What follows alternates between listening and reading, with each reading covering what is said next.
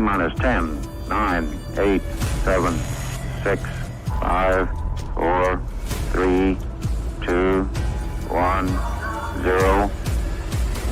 Liftoff.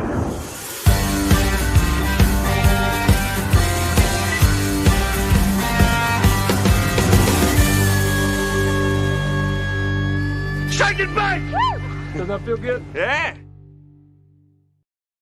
Welcome, Shake and Bakers, to episode 56 of the Shake and Bake Show with Stevie Fast Jackson. Lyle smoked his eyebrows off trying to catch me in a Pro Mod Barnett. Purple Teeth, Canadian maple syrup. Ender. And we got our Pro Nitrous first race of the season, PDRA champion, Big Pappy Tim Paap on here. Woo woo! About my eyebrows, I'm really pushing for some new technology to get those back. So hopefully, I don't know why you don't get an eyebrow tattoo. I'd get that thing. You know how girls do that? Early on, there was a big push for that too, but I denied the push, and here I am. Can you get some implants? Oh, damn. I just got it. Don't push me too hard. Why don't you just take the ones that Erica pushed on your car and push them on your face? This is gonna go so far off the rails. Anyway, do we have a push counter in the corner? Yeah, I'm looking for it. I think so. So normally we start out, we bullshit around, do highs and lows. We bring a guest on. Today, with Tim Paap's busy schedule, the media, after dominating Pro Nitrous, he has interviews scheduled every 15 minutes. So we only have him for 15 minutes because he's a busy man, well sought after. And so we want to bring Tim Paap on. Tim, tell us a little bit about where you're at. What do you do for a living? What does Tim Paap do when he's not racing and winning Pro Nitrous? Well, actually, I'm in Minnesota right now at a collision conference or collision symposium. Tonight, we're actually having awards banquet and all that stuff here about 7 o'clock. So that's why I had to be on here early. I own a collision center in Mattoon, Illinois, also Charleston, Illinois. That's what I devote most of my time to, besides working on the race car along with Chad Crawford. He helps us there at home. He also helps Tanners on their Pro Mod team. And that's about it. That's what my life consists of, is working on race car and working in the collision industry. And so you were a top sportsman racer prior to Pro Nitrous, correct? Yes. Champion. What was the big push that pushed you into Pro Nitrous?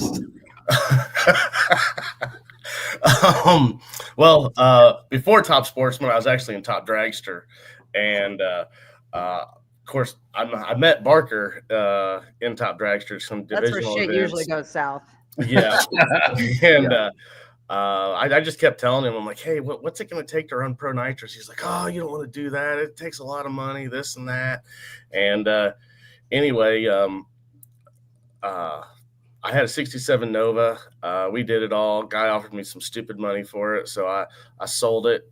And Barker is going to help us with that, with EFI and all that. And I'm like, all right, I'm going to get a car we can run Top Sportsman with. He's like, all right. So we looked at a ton of cars. And, of course, Barker's like turned down every single car. He's like, no, that's a hunk of shit. You ain't buying that. No, I ain't working on that pile of shit. And So then he pushed you towards the red Corvette? Yeah, he calls me, he's like, hey, what do you feel about a red Corvette? I'm like, I think of an old man with tall socks and Nikes. Perfect.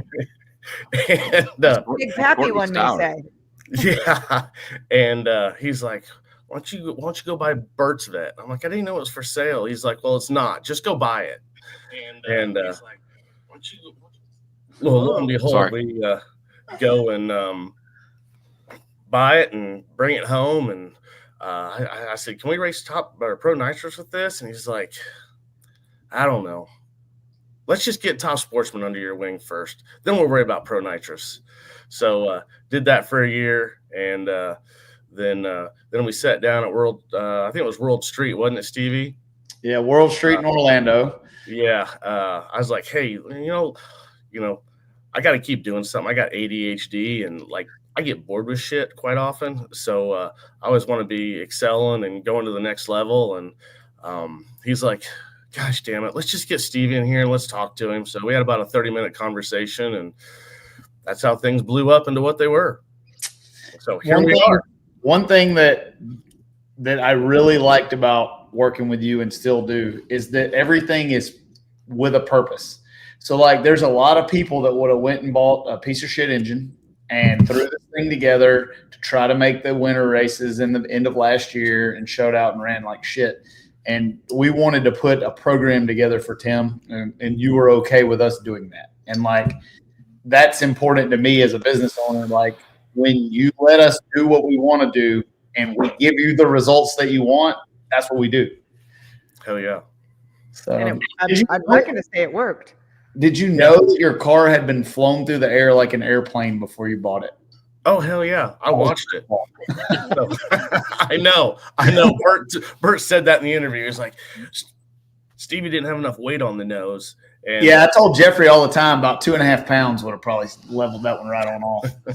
But you know what?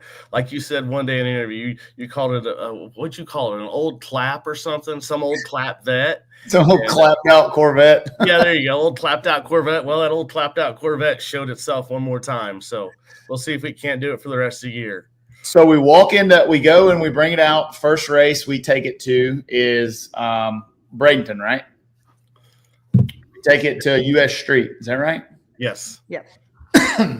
Had some issues. Then we take it to World Series of Pro Mod. Had some issues. Okay. New car blues. Right now I'm getting like down in the dumps. I'm like this. Then we take it out and we go test it. We take it to the race and we had a little chassis problem. Had to reback half the car before Galot.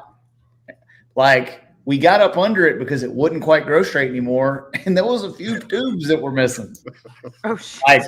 I was like, I don't think that's supposed to have a gap. Yeah. There's a lot of stuff that's supposed to have a gap. The chassis is not one. So we get that thing, we take it. What the story that I love the most is if people could have been in your pits Sunday night, the week before Galot, it was not roses and rainbows. No. Took that thing to Galot, made 7 attempts and never went by the tree under power. Yep. I mean, 100%. Like Jeffrey calls me and he's like, we are in trouble. We go through this thing. We made some changes. Jeffrey's super smart, did a great job. Then we take that thing out there and hell yeah. You forgot the part where you qualified number 1. Oh, I haven't qualified. Oh yeah. So.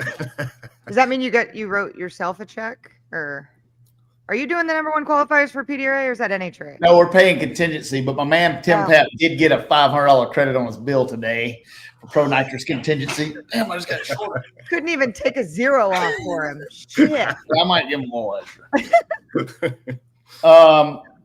That's badass, man. Pro Nitrous is hard as it gets.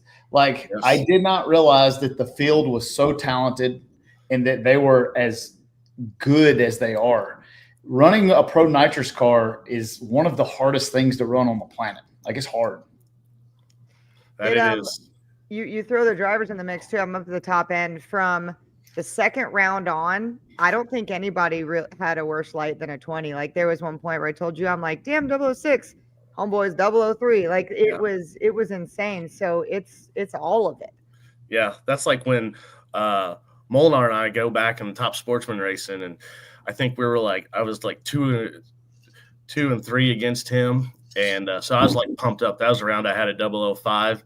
And, Barker's always yelling at me. He's like, don't you know where the damn stripe's at? I'm like, well, fuck, I can't see the stripe when the front end's 2 foot in the air and I got this big red thing in my face. I was like, I'm just making sure I'm between the walls.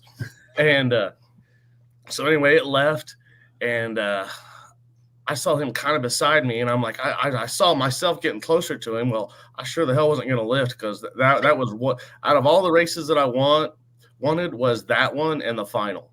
And when my wind light came on, I'm like, man, I must have drove like 800 foot to go 600 foot here. But yeah, that was probably one of the most memorable races of the weekend there, besides the final. Yeah, when we get ready, like when you went out there and you went low ET of every single round but one. Yeah. And you missed that by 1 thou, I think, or something. Yeah. But like when you dropped that thing out of the box for Q1, like, did you know you had a good race car? I mean, did you hope you had a good race car? I know you don't know what everybody else is running. Yeah, I knew I had a good race car. I just didn't know what everybody else was going to run. So I didn't expect to go low or first round by no means.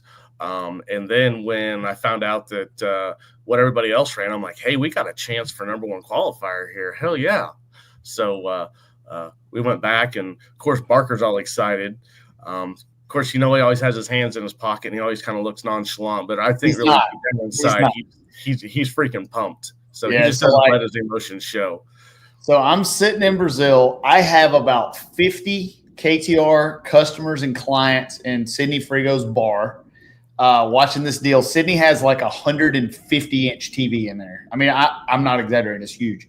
And we're watching this thing, and I'm watching Jeffrey pace around. Me and him been texting back and forth. I know he's about to blow this thing up. Like, I know what he's got in there. And that final round, that was a big round. Like, when you're staging that thing, we know how important bottle pressure is on these things. We know how important staging is. You're racing against the best in the business at nitrous racing. Like, how do you handle that pressure in your first Pro Nitrous final? It was hard. Usually I'm one that I strategically stage. I kind of have a routine. But Barker is like a racing coach also. I got a business coach, life coach, Barker and Hollywood are kind of my racing coaches. And Barker's like, you got to mix it up. You got to mix it up. And I mixed it up. And I noticed when I put the bottom bulb on, Franklin over there, he kind of sat for a minute. And I'm like, dude, you can set all you want, but I'm pretty sure you only got 7 seconds. So I just let him sit, and he finally came in, and I was on top of it. I was like, that was between Molnar's race and that race. I was gunning for the hill. I wasn't going to let off till my damn wind light came on. I didn't care if I had to drive through the sand or not, but my electricity was coming on one way or the other. Let's take a little peek at that bad boy. Pro Nitrous final from Glock. She's a pretty thing. God, that thing looks good. Woo! Oh, that's good drag racing right there, buddy. That's good, damn good drag racing. So that right there, of course, me as a driver, you never get to see the starting line after something happens. That right there, seeing your crew pumped up, that's like the ultimate right there. That is the 100%. Yeah, Y'all do get the short end of the stick there. When I won my first race, Erica was on the starting line. She was the only one filming the crew. So my first NHRA race, I go out there. It was in Topeka, and everybody else was filming the car, and Erica's standing there filming the crew, and she sent it to me. And she told me, she said, you never get to see that. Like, that's awesome as a person. Yeah. That's you could have been in Brazil. We about tore the bar down. Like, everybody's hollering in Portuguese and punching me and beating me up. And these are big Amazon people over here now. Like, they're strong. Like, you don't want Sidney Frigo to give you a high five if he's excited. Like, it's bad. He about tore my rotator out. They're beating me up, and it was a good deal.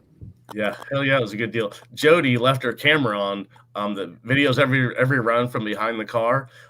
She was so excited, she just let the camera run. So it was, of course, you get motion sick watching it, but it was pretty awesome to see Barker step forward. After I took off, Barker stepped forward behind the car, and as soon as electricity came on our line, he gave that big old swoosh. He's kind of low key, but you can get him excited every now and then. Yeah, I got him excited today. The rear, you don't know. Did he complain to you about the back of his truck? Oh yeah, oil everywhere. He had next story. Freaking cat litter in it that we had to clean out that he got. So Jeffrey comes to my shop to pick up a third member for Tim. We sent some rear end oil in the back of his truck in a sealed jug. Jeffrey looks at me. He said, if this leaks in the back of my truck, I will trade the truck. It leaked everywhere. The back of his truck is wrecked with gear oil. It's bad. David Brown came to the. I can tell you that Maxima 250 will rust proof a Ford. It is ready to roll. Yuck. It was nasty. The whole pit area, like if you got within 5 foot of his truck, it smelled like rear end lube. So y'all know how weird Jeffrey is. I called him today and I said, "What are you doing?" He said, "I'm loving Steve Jackson." I said, why are you loving me now? He said, because I'm taking the external fuel tank out of the back of my truck so I can pressure wash the bed because I know there's differential oil under there. He said, it was not sealed. It was not sealed. It was like one of the jugs was in like a tea bottle, like or a tea thing that had like a little. I put you guys a drain spout in there so it'd be easy use. So the cap was on there when it left. We bungee corded it. That's user error. Right. God, and knowing how anal Jeffrey Barker is about everything. That's actually beautiful. I don't think so. No, I don't think so either. I'm pretty sure on that one. If you are, that profile picture will get you. Just because I'm the one on here who keeps us organized, he's got to go in a couple minutes. Well, Molly's not on. She's only back there, so I have to be the Molly on screen. So I was just giving you a couple minute warning here for our working man, Tim. Tim, how many cars do y'all process through paint and body a year, like in your shop? That many, huh? Yeah. A lot. Probably like 75 a month, dude. And that's depending on whether they're big or small. Yeah. It's a lot, put it that way. Big jobs, small jobs. And on top of your body shop, you also consult with other people in your industry, right? Yes, I actually consult with other shops. Believe it or not, a lot of body shops don't make any money. I believe that because it takes them 2 years to paint a car. Yeah, profit is not a bad word. Right. So, but yeah, me and another body shop owner actually opened up another business, Estimating Professionals, teach people how to fix cars properly to OEM standards and follow procedures, and we make money that way also too. So since we're a self-funded team, we got to make any amount of money that we can possibly make to pay KTR and make that car faster. We need to get to painting up to 80 cars a month. 100 cars a month is what we need to do. Yeah. Hell yeah. Molly, do you want to put the never mind. That you want to do the Musey interview later? All right. Well, you have to win another one so you can come on when you have more time to hang with us and get ready. Oh, yes. We want to get you slobbered up drunk, and then you can tell us all the stories about Jeffrey that nobody knows about. I will say, I don't think we've ever opened up with a guest before. So no, we never have. You're the first guest in Shake and Bake history that we opened up the show with. So. Hell yeah. I'm also probably the first guest ever to qualify one and win one in Pro Nitrous. You know, I have to end with this, that it's just not me. It's our whole team. I can't give our team enough credit. Barker, Donnie, Jared, Jody Gall, Zach, my son. He is definitely one not afraid to get down in there. He is, you know, I've offered him a ride on many, many occasions to drive, you know, top dragster nitrous. He's like, too much shit goes on in the car. He goes, he is a Pro Charger kid from head to toe. He's self-sufficient and wants to be independent. But also I got to make sure that I plug Chad Crawford also in. He works on the car nonstop at home. If it wasn't for him, none of this would probably even be capable because, you know, as they all say, it all starts at home. Yep. 90% of winning is done in the shop. Yep. One thing I like about your group of guys that you have around you is they all are rowing the boat in the same direction. A lot of times in life and business, we'll get 6 out of 7 people rowing the boat, and the other one's either got a shotgun blowing holes in it or paddling the wrong way. Everybody on your team wants to win, and they love what they're doing. And you can see. Yep, 100%. For sure. So, hell yeah. So we're going to have Big Pappy merch coming soon. No worries. BigPappy.com. I wonder if we can buy BigPappy.com. if that's open right now. It was just too easy. It's too easy. Hell yeah. Well, congratulations, bud. Right. That was really fun to watch. It's really cool to watch somebody new come in and win the first race because kind of becomes the same people. And Tommy Franklin's a tough one to knock off there in the finals. For sure. Yeah, you're gonna have to race those guys all year, and it's I cannot wait to watch. It's gonna be fun. Heck yeah. Yep. Congratulations, Tim, man. It was fun to watch. Thanks, man. Since I got to watch most of it. Yeah. We'll get into that in a minute. We're gonna get to that in a minute. Yeah. We're gonna talk about all kind of stuff a while in a minute. So, but all right, guys. Well, I better get off here. I got to get downstairs. Have And, Thanks for taking time for us. Have fun. Don't freeze to death up there. All right. Thanks, guys. See you. See you, Tim. Heck yeah. That's nice of Tim. Tim's a very busy guy. For him to be able to come on and spend some time with us while he's at work in a hotel means a lot. So now, welcome to Shake and Bake again. Welcome to the Shake and Bake Show, episode 56 with Stevie Fast Jackson. Lyle smoked his eyebrows off and ran over a cone, Barnett. And Courtney, Purple Teeth, drunk in Canada. 155-degree steak, apparently. I said the wrong thing. You know, Lyle, the next time you're not perfect, I'll fucking be sure to make a billboard. Did you have to push that one down? Did you have to push that one down with a toothpick? Actually, he didn't listen to me, and they were perfect. Oh, man. I'm gonna have to way to go, Spencer. Good job. It's friggin' 26 degrees outside, and Spencer grilled us a steak tonight. So, okay, so now we got to go back to the regular structure, huh? We got highs and lows. Highs and lows. Highs and lows. I'm just reading through some comments. Okay, we are going to thank you, L. Grady. We appreciate it. We're going to get to all of this in a minute. Yeah, so we just for those of you who just got here, we had to have our first guest on rather quickly because he only had about 15 minutes of space. So we're kind of revamping the show tonight. We're swapping it around. There's a lot. We're pushing things around. Oh, who the hell are these people? I don't know. It's just one dude. Get him out of here. I keep banning them, but they keep making it accounts. Like, what the Molly, just anytime somebody posts something stupid like that, just ban them. And like that profile picture. Like, get it out of here. Yeah. All right, let's focus on ourselves. What? I said ourselves. Yeah, no, I'm trying to find our highs and lows deal. I gotta find it because I'm not too smart. Which one you want to look at? Whatever comes up first. You want to look at the car?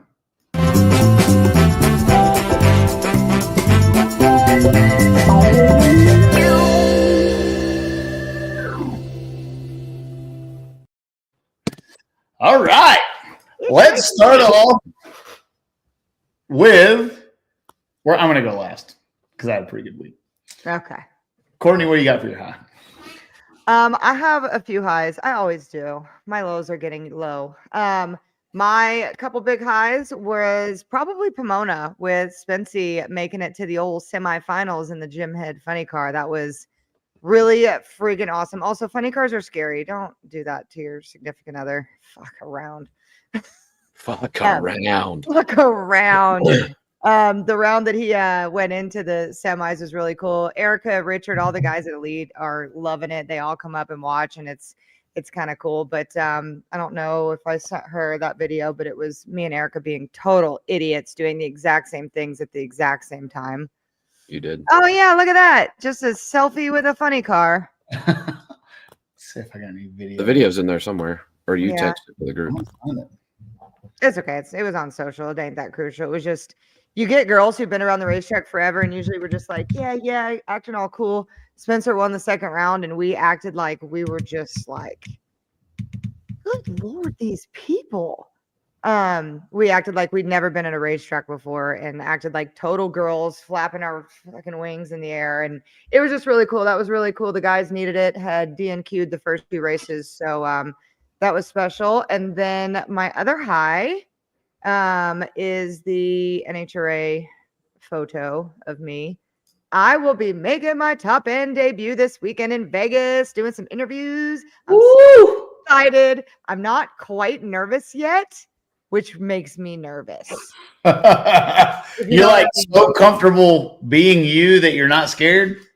Well, I usually really, really over stress about everything. I have stress dreams like it's a toxic trait, and I haven't stressed out yet, and I'm not real sure why. But when you have people like Brian Loans and Jason Galvin and Joe Costello and Bruno been in my corner helping me out, like, I mean, what's there to be afraid of? They're the best. So I'm very excited. If you have NHRA.TV, be nice to me, because that shit's hard and it's 4-wide and there's a lot of shit going on down there, but I'm very excited. So, Hi, hey. Can you wave? Say hey. Hey. Can you tell them night night? Night, night. Night, night. Say sweet dreams. The dreams. Say peace out, dude. These are the. Show them. Can you show them? You got one more finger. Nope, don't pick that middle one. That's what your dad shows me. Night, buddy. Love you. Baby. Bye-bye. Hi, Mel. See you later. Courtney said hi. Courtney, while you're on the top end, like No. when there's not a lot going on, do you think you'll do any wrecking?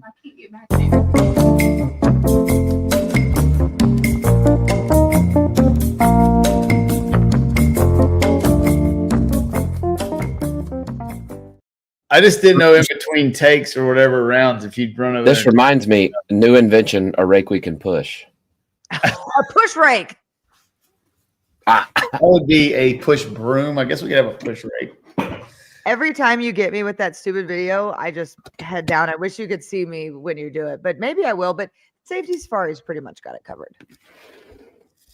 And my low is that or deadbeat corner, I guess. I had 2 canceled flights, 3 delays on my way to PDRA. Had to spend an extra day at the Toronto airport, and that was super fun. So fly American. I told you got to get off the commie airlines. Hey, how about Pro Stock making it back to the land of the kangaroos after his 36-hour-long trip from Brazil? Jesus. That's a man that wants to go racing. Fuck. That's a broom. Nope, it's not. It's push rake. Oh, man. Okay, Lyle, your turn. So, back in February, Steve Petty gave me a call, said he needed me to make a couple runs in King Cartuccio's Radial versus the World car. I'd never been a 350 in a door car. I've been 360 flat. I went 350s in the A Fuel dragster with Randy Meyer when I licensed a couple years ago, but I'd never been a 50 in a door car. And I told Petty that. He was like, no problem. First run to the stripe, go 353. I was like, well, that's out of the way. So the day before I was arriving in Rockingham for Battle of the Thrones, got a call from Petty. He said, hey, I'd like to make a couple runs in Ken's car tomorrow. We'll get you another 350 under your belt. I said, fuck that. 350s are old news, dog. That thing will go 40s. I want to go 40s. And he said, no problem. So we go up there first run. It had a bad spark box. Something it wouldn't do a burnout. So we back it up, take it back to the pit. We pull up there. Air's pretty good. Track's really good. And he was like, fuck it, man. I guess we're going to go for it right now. And by God, did. Roll that beautiful beam footage. Look at that. Something else. Your hands. You look like a little kid on his first day. There's a video. Oh, I'm finding it. Or let me see if I can find it. Oh, yeah, I got it.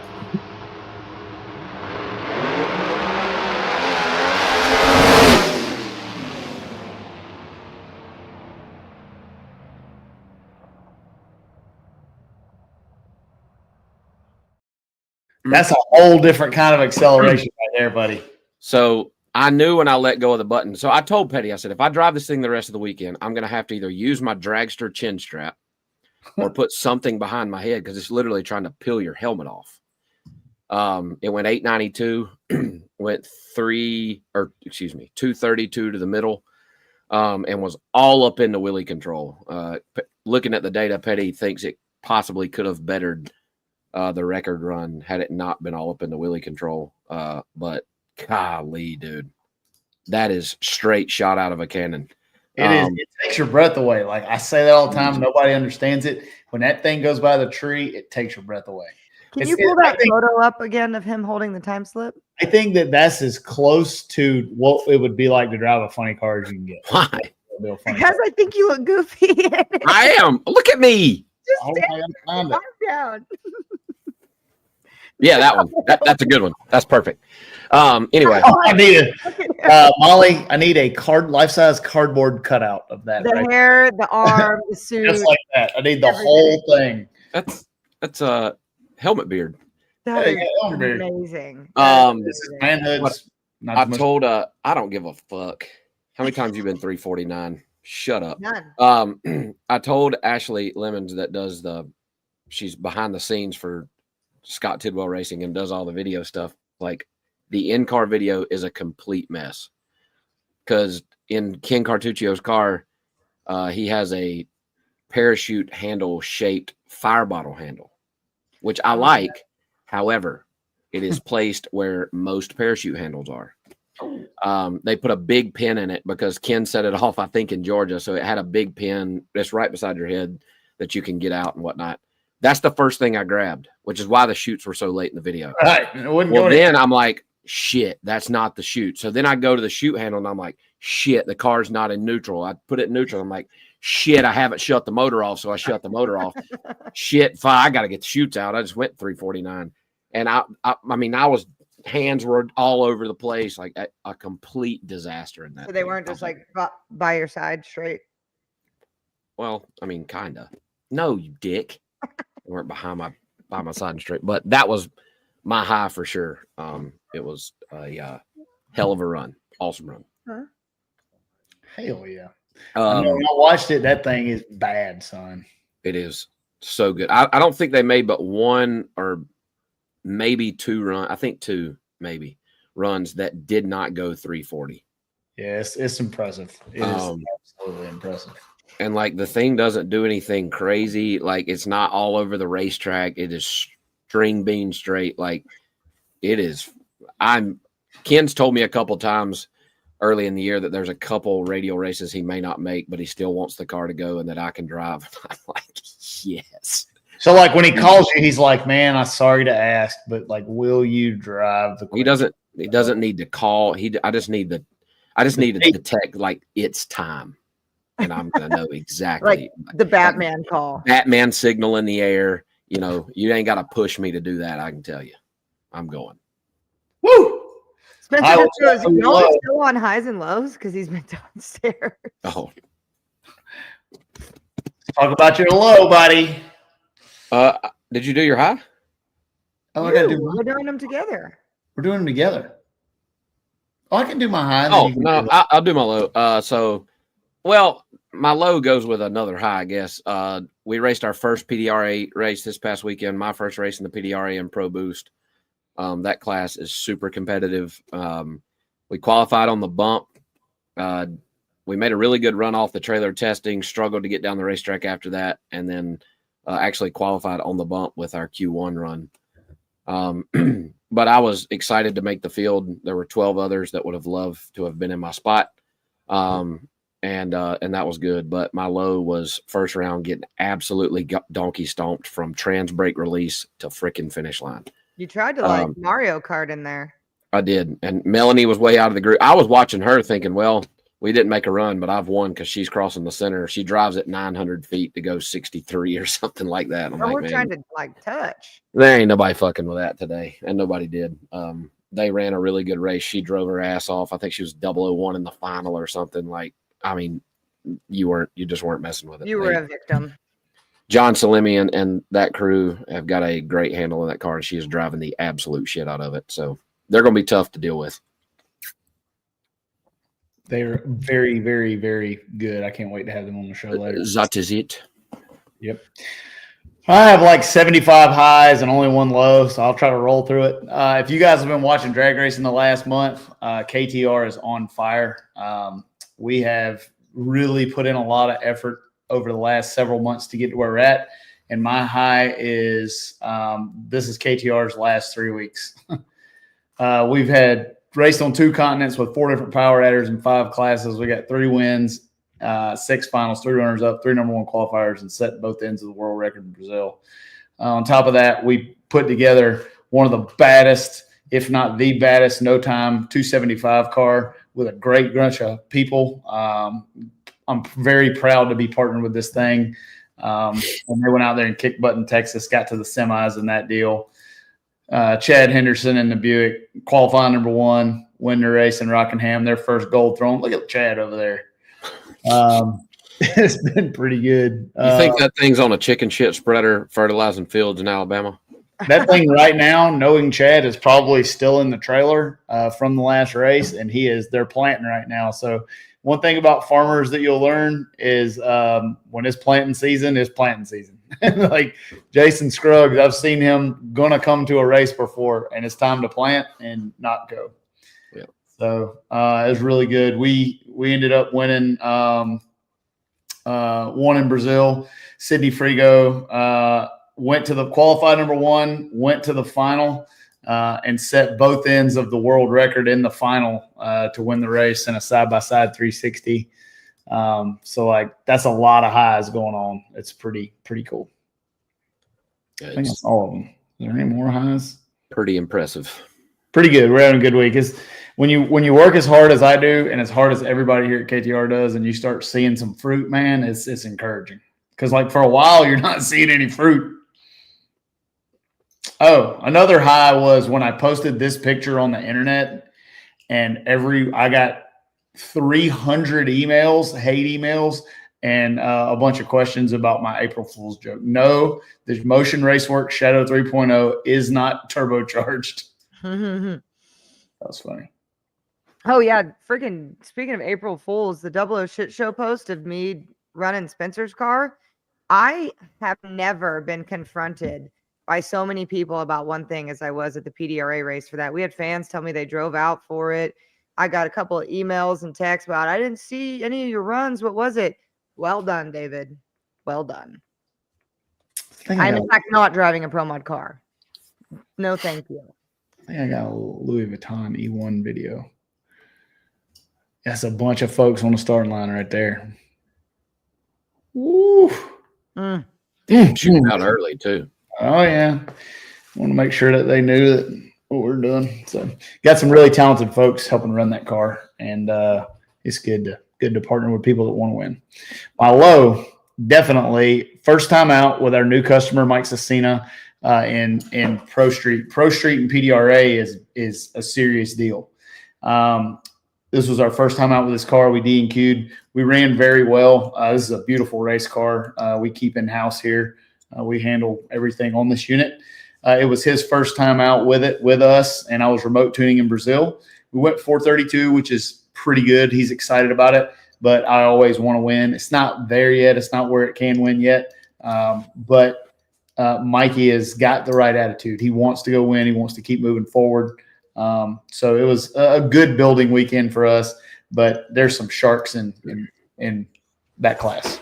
Speaking of, Lyle, why don't you kind of briefly go over what you guys went through with Tommy this weekend? Oh, yeah. So anytime we go to the racetrack, if there's an opportunity for Tommy Humans, who owns all the cars that I drive over there at TYR, if there's an opportunity for him to race, that man's going to do it. And so he's been running the GTO, his orange GTO in limited drag radial, and then we switch it over, put 10.5s on it, and he runs Pro Street, and it runs really good. It's got a real deal, true Pontiac engine in it, twin turbos. He's been like 412 or 413. It runs pretty decent. First round of qualifying was on a pretty good run. Blew up, dropped a valve at the finish line, and it was done.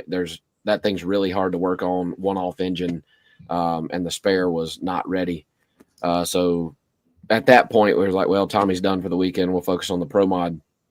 In a brief conversation at the trailer, we decided the Pro 275 car was back at Lee White's shop in Spartanburg, South Carolina, to be serviced to get ready for the next radial race. And they went and got it, brought it to the track, converted it to 10.5. Last qualifier, he goes 4:13 or 14, gets in the field and qualifies. So it was pretty awesome. Obviously, that thing is really sorted out on 275s, which doesn't make it a 10.5 car, but Lee White's very talented at what he does. Had good tune-ups, engine tune-ups for the car. Obviously, just had to figure out how to get it down the racetrack and did. I would suspect that you'll probably see more of that car in Pro Street and less of the GTO. The GTO is awesome, but it's really finicky and fragile, so we're going to leave it in limited drag radial where it runs really well. He ran really good in Rockingham, went a 90 or 91 at 200. The first car to go 200 in limited drag radial. And so I think Tommy had a really good time in salvage title, and I was happy for him. Like, you want to talk about dedication to the game. Like, that dude sent somebody to get a race car overnight so that he could race. He overnighted a car. Yeah. Overnighted a car.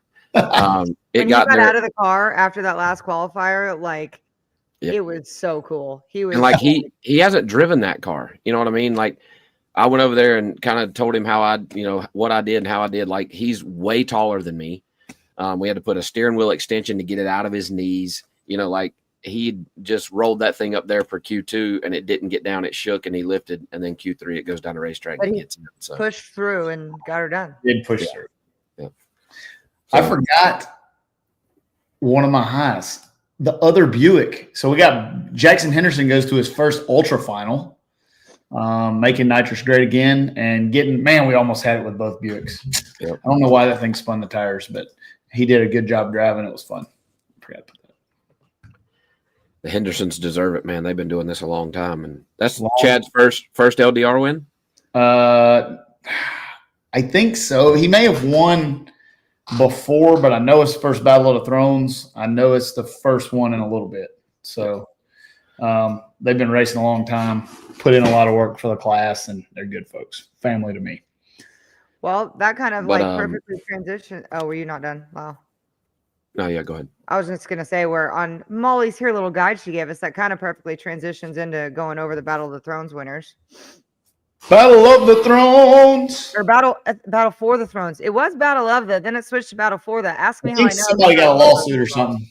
Somebody got a lawsuit or something going on. Well, we had to deal with that. But LDR, Chad Henderson, Pro 275, Brylan Holder, X 275, DJ McCain, Ultra Street, Tyler Bedell. Is that how you say that? Sure. RVW, Ken Cartuccio. I mean, what the? Absolute dominating right now. Murdering. And they're going to be, I mean, I'll be honest, if Ken continues to drive like he's driving and that car stays running like it is, like, it's going to be tough. I'm going to have to bring the dang shadow back out. That's what's going to have to happen. I mean, ain't nobody else going to get in his way. I don't know if I can outrun it either, but I'm going to try.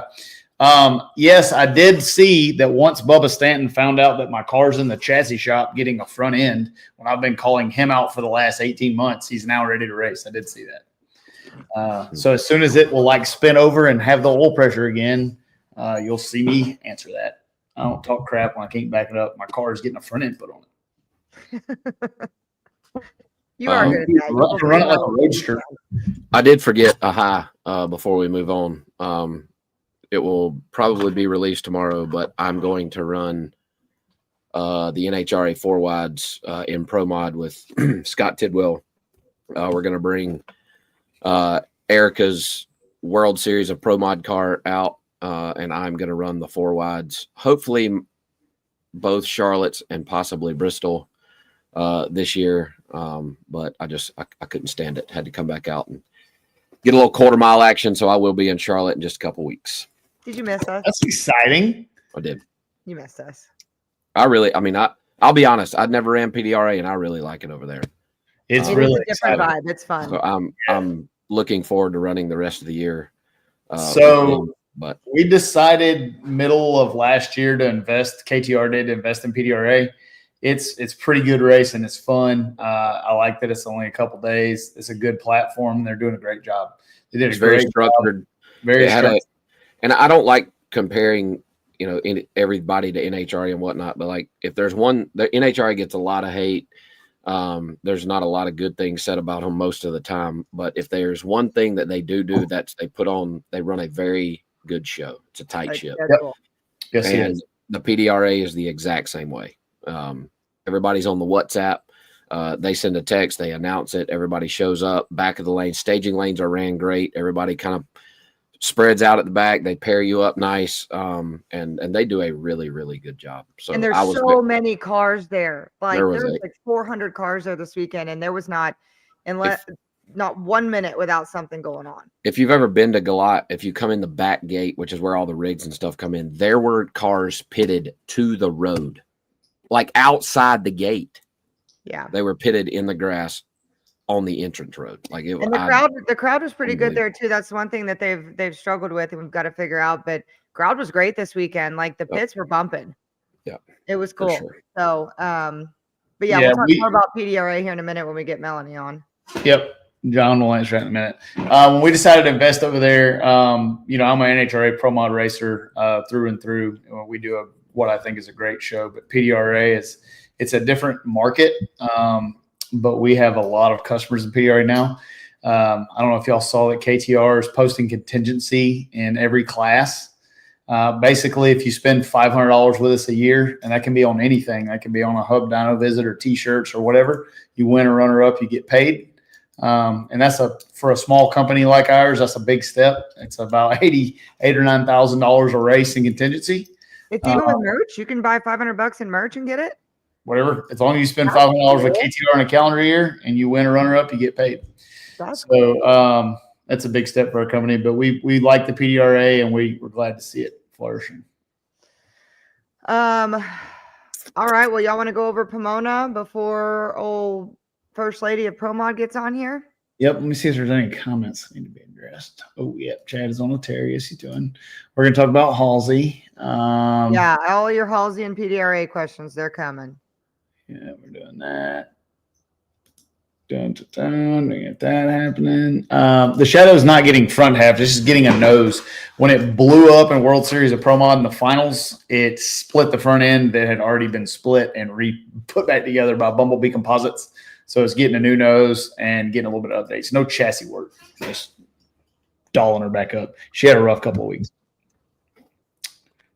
All right. So let's roll over Pomona. I definitely disagree with you, Brad. Pomona did not suck. Pomona was awesome. Let's start at the top, I guess. Let's go. And we didn't upload any of the videos because we knew we had a bunch of shit to go on. But I think we've got some graphics. And Top Fuel, old Clay Milliken stopped Tony Stewart from getting that first dub. Man, I thought it was the day. I did too. And it's going to happen. Like, we know it's going to happen. But, like, Clay's over there making it happen, buddy. Clay really is. And again, this is nothing against Clay, but there's going to be a significant shift in a media craze whenever that does happen for Tony. But really cool for Clay to be just completely in the mix. He's not even long shotting it. He is in the mix. What is it with Clay and new sponsors that come out to a race and him winning? Arby's. Good at it. Right? Had a new sponsor on this race. That's the first time I've seen it on the car. Maybe it's long term. I'm sure Clay will chime in, but he goes out there and wins it. Maybe Clay should just rotate sponsor every race. And he would never lose. Well, and Steve Pill just said it here, but Clay posted, and Dana, Clay posted at the beginning of the year that somebody had told him 2025 was going to be his year because of his son's number 25. And if you can't get behind that, you can also get out with about 400 people we've already banned in the chat today. If you cannot get behind that, there's something wrong with you. That would be so cool. I mean, we would all be a disaster come Pomona, just crying our eyes out, but it would be really, really cool. Let's see if Molly can get this picture uploaded before because I forgot. God dang. Lyle Chad Green says, my students can't wait for 25th at Charlotte. They're ready to watch you guys run. Hope you get a minute to talk to you. Yeah. Molly, let me know. No. Let me know whenever you get that picture uploaded, because I would like to talk about that before we bring Melanie on. Well, while she's uploading it, this is, god dang, so out of line here, or out of order, but leading up to Rockingham, I try to stay pretty involved when I can with the local high schools and whatnot, and their what do you call it? Their tech programs and whatnot. Specifically the automotive technologies deal. So just about a week before the race, I'm like, I'm just going to see if the local auto tech teacher will bring his students to the racetrack, and we'll just see what happens. Right. Because when I first started drag racing, I was one of the younger ones to drive and do it. And that was freaking 18 years ago or however long. And I'm still on the younger side, right? Which only means one thing, that there's nobody behind us, right? And so if there's any way to get young people involved, I figured bringing them out to the racetrack, letting them come in the pit while we warm the car up, take them to the starting line.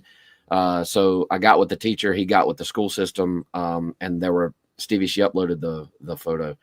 We had 59 students come out to Rockingham Dragway, all in the automotive technologies class at the high school in my county. That's cool. And the majority of these kids had never been to a racetrack. had never laid eyes on a drag strip in real life. And they were all super engaged and super into what we were doing. I had one kid that was supposed to come to Galot, one of those in that picture, and work on the back half, and he ended up not being able to make it.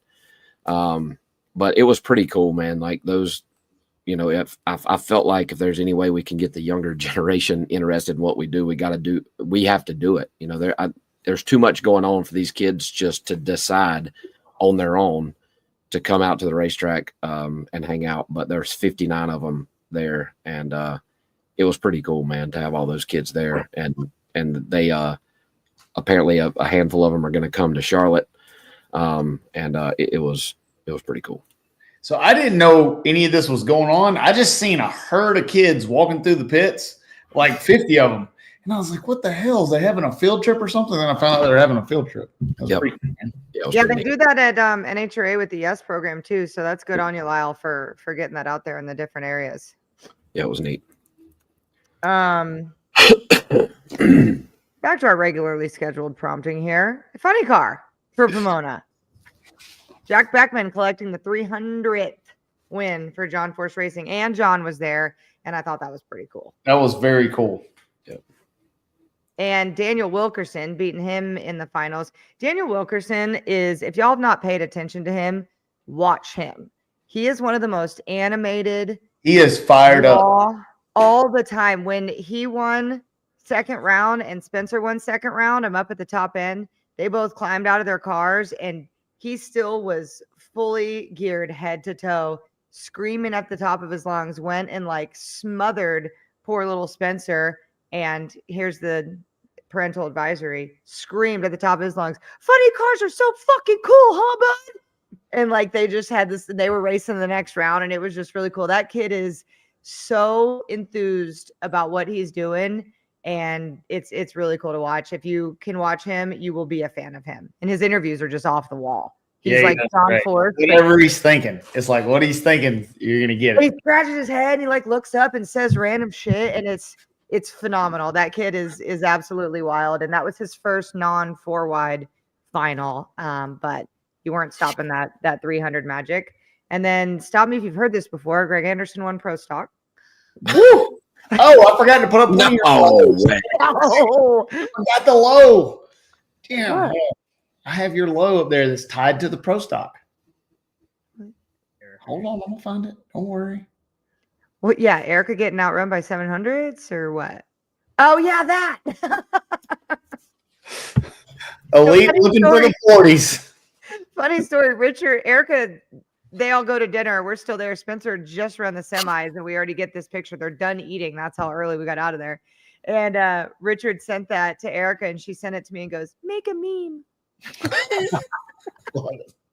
So we made a meme. David made that, but that was yeah, they've been testing for the last 3 days, so we'll get there.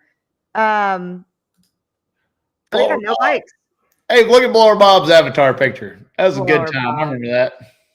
Blower Bob. Lyle for Attorney General. Jesus Christ, we'd be I don't need any role in leadership there, bud. No. We're gonna find out a little later in the show how true that is. Yeah. Who won? Do they have motorcycles in Pomona or no? They did not. Okay. They did not, so that's it there. No what about we got motorcycle. some drama going on? Any kind of drama? Not really. I guess you could say if there's drama, the mud flap situation, quite a few more people took them off. And we're learning more and more about that. Crew chiefs are kind of talking about it more, having to do with different weather is being the call of when they're figuring that out, supposedly. So, but about half and half. I was walking through the staging lanes, kind of looking and watching people take them off in the staging lanes. And so now it's a whole another talking point. Now there's probably a whole nother trailer to carry all the mud flaps around. Right. And just make them mandate it or make them take it off. Like, Well, they're on this little trial, right? They're on their 4-race trial or whatever it may be. So, but that's pretty much it. Other than, yeah. So after the 4-race trial, is it put them back on, or they're going to make a decision? They're gonna make a decision. They're gonna listen. Listen. They're gonna listen. So And everything will be fine. Don't push me to put my mud flaps on. I'm fine. Oh man. But now it's 4-wide time and everything will be on its head. But we'll predict that here in a minute after we get done with the queen who's waiting in the green room. All right. I'm excited about this guest. Absolutely tearing the racing world up. Driving like a rock star, getting tuned like a rock star. Welcome the queen of Pro Mod, Melanie Salemi. Hi, guys. I'm still walking with a limp. I'm still walking with a limp. Hey, were you swerving at Lyle trying to scare him? She was trying to push me off the racetrack. I had to do whatever I could to win that round, so sorry. You did it. Like, Took me to school from one end to the other. Yeah, I don't know if you were on earlier, but he said she completely donkey stomped me from let go to Release of trans brake to finish line. I watched it all happen. seen the whole thing. Everyone was like, "Did you see how close Lyle was to you?" I was like, No. "Nope." Not looking at usually any of like that. We're usually wheels up half track, so you can't see anything anyway. I mean, that's close. It was definitely one of those times when you're like, "Please don't spin the tire out here. Please don't spin the tire." And I even actually lifted off the throttle a little bit and then pushed it back down once I moved over. Yeah, I mean, I told him, like, you know that you're in territory that you should not be in. You like it kind of gets twitchy. You know you're over there. You know you're supposed to lift. Oh, and then after I had bicycled mine and got it back in the middle, I was like, well, that sucked, but it looks like we won. No, we didn't. Good God, I was like, what the? How does this happen? I came on the radio to the guys and I said, I may have crossed the center line. Evan goes, "No, you didn't." And I was like, okay. No, you didn't. You didn't. Yeah. Well, we come out to the first. Oh, I forgot to put my contingency up. Crap. When I was talking about that, I was supposed to put that up. Man, I'm bad. Well, we're a well-run show around here. Come out, first race in the lot. Qualify on the pole. You were low for every round, right? Other than Q3. Okay. When it was shaking and the rear end broke and things. Oh, perfect. Yeah. Well, nobody noticed. I've competed against Melanie at many different races all the time. I think we have about a 50-50 win record against each other. But I can tell you, when I race you and I race your team, we come fully loaded because I know that it's going to be a melting it down, driving all over the track, whoever leaves first race. How do you keep your level of intensity? First of all, tell the folks that may not, I mean, everybody knows who you are. Where are you from? How do you keep your level of intensity going year after year? Okay, so I'm Melanie Salemi, driver of the 1968 Firebird, built by G-Force Race Cars with an MSR performance engine tuned by Resolution Racing Services, also my husband, John Salemi. And we live in Buffalo, New York. I am originally from Orillia, Ontario, Canada. Canada? Got a lot of Canadians going on over here. Sure, that's for He's your not mouth. listening to me. Please make that a meme. Make that And what was the next question? Oh, how do I keep my? Yeah, those are two very random questions. Yeah. Well, I'm just saying, how do you keep that level of intensity when you've raced as long as you raced, continue to win, you keep getting up for it, drive the wheels off the car? How do you still want to do it like that all the time? I don't know. It's all I know. It's all I've done for 31 years of my life. So it's a natural thing for me to do when we go to the racetrack. It's a natural thing for me to do all of it. Get everybody organized to get to the racetrack, load the motorhome, feed everybody, take care of all the mom stuff, and drive the racetrack. Shit out of Courtney, there was multiple times she came to my pit this weekend and I'm in the motorhome cooking and she's like, "What are you doing? You need to come out here." Yeah, I went up. John said, "Oh, she's in the kitchen where she belongs." I'm like, "Don't you mean driving the race car?" Like, I just am me, and it is I what it is. want to somewhat answer that for you because I'm a witness. I have a very cool view, and especially with like we're friends, and I've seen it all transpire. But at Media Day this past weekend, which was really cool, we had Corey McCallick from React 104 come out and Mark Rebellis come out and do headshots and all this cool smoky stuff. And not your kind of smoky, Stevie, actual smoky. And when you were asked the question, Like, what is drag racing to you in your life? And you kind of paused and looked up, and the only thing that you could think of to say was like, it's everything. Yeah. It's everything. And like, I felt that on such a level, because some people are like, oh, my friends are here and it's a release from work and all these other answers. But like you said, it's everything. I work in the shop every day. Every human being I love, this is what we do together, and it's everything. So it's your whole guts. It is. And you leave the racetrack, you come to the shop. You leave the shop, you go to the racetrack. It's all I know, and it's all I want to know. Really. What would you be if you weren't a race car driver? Good Lord. I have no idea. I've thought about, like, John and I have joked multiple times, like, oh, we'll just sell race cars and sell the truck and trailer. And I said, okay, what are we going to do? Buy a boat? Like, that's fun. Oh, you live in Buffalo. You don't buy a boat. So one thing folks may not know, and a lot of racers that know, is that your husband is rumored to be a good musician. He is.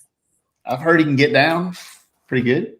He can. He had played in a band from the early 90s to the mid 2000s, traveled all over the world. And I think they have like 5 records or something like that. And what? I'm not like super in tune with. I'm filling you in.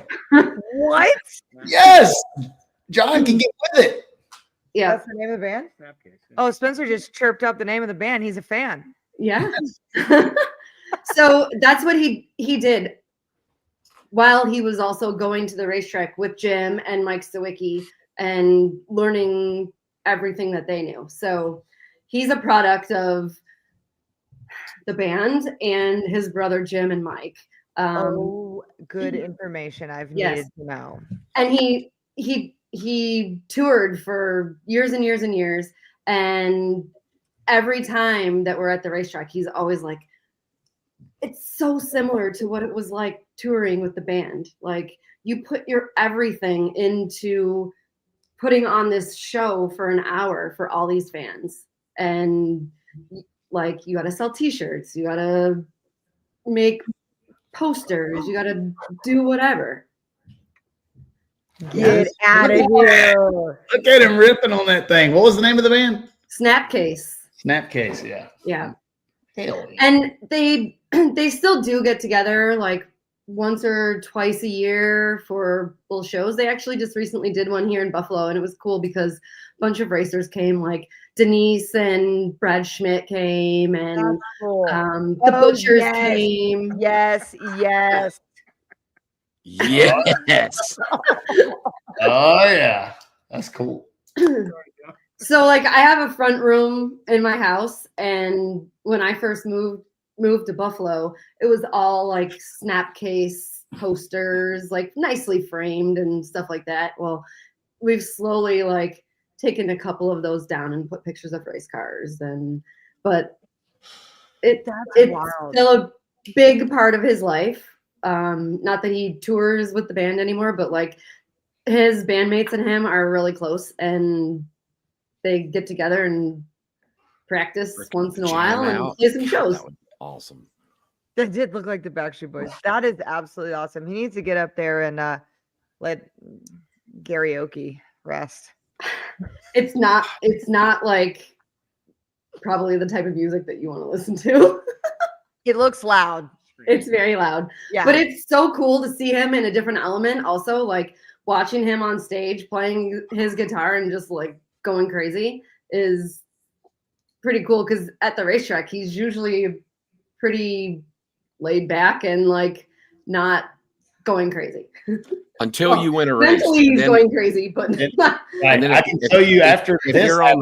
you're on the receiving end of a John Salemi high five after a win, you're gonna need some help.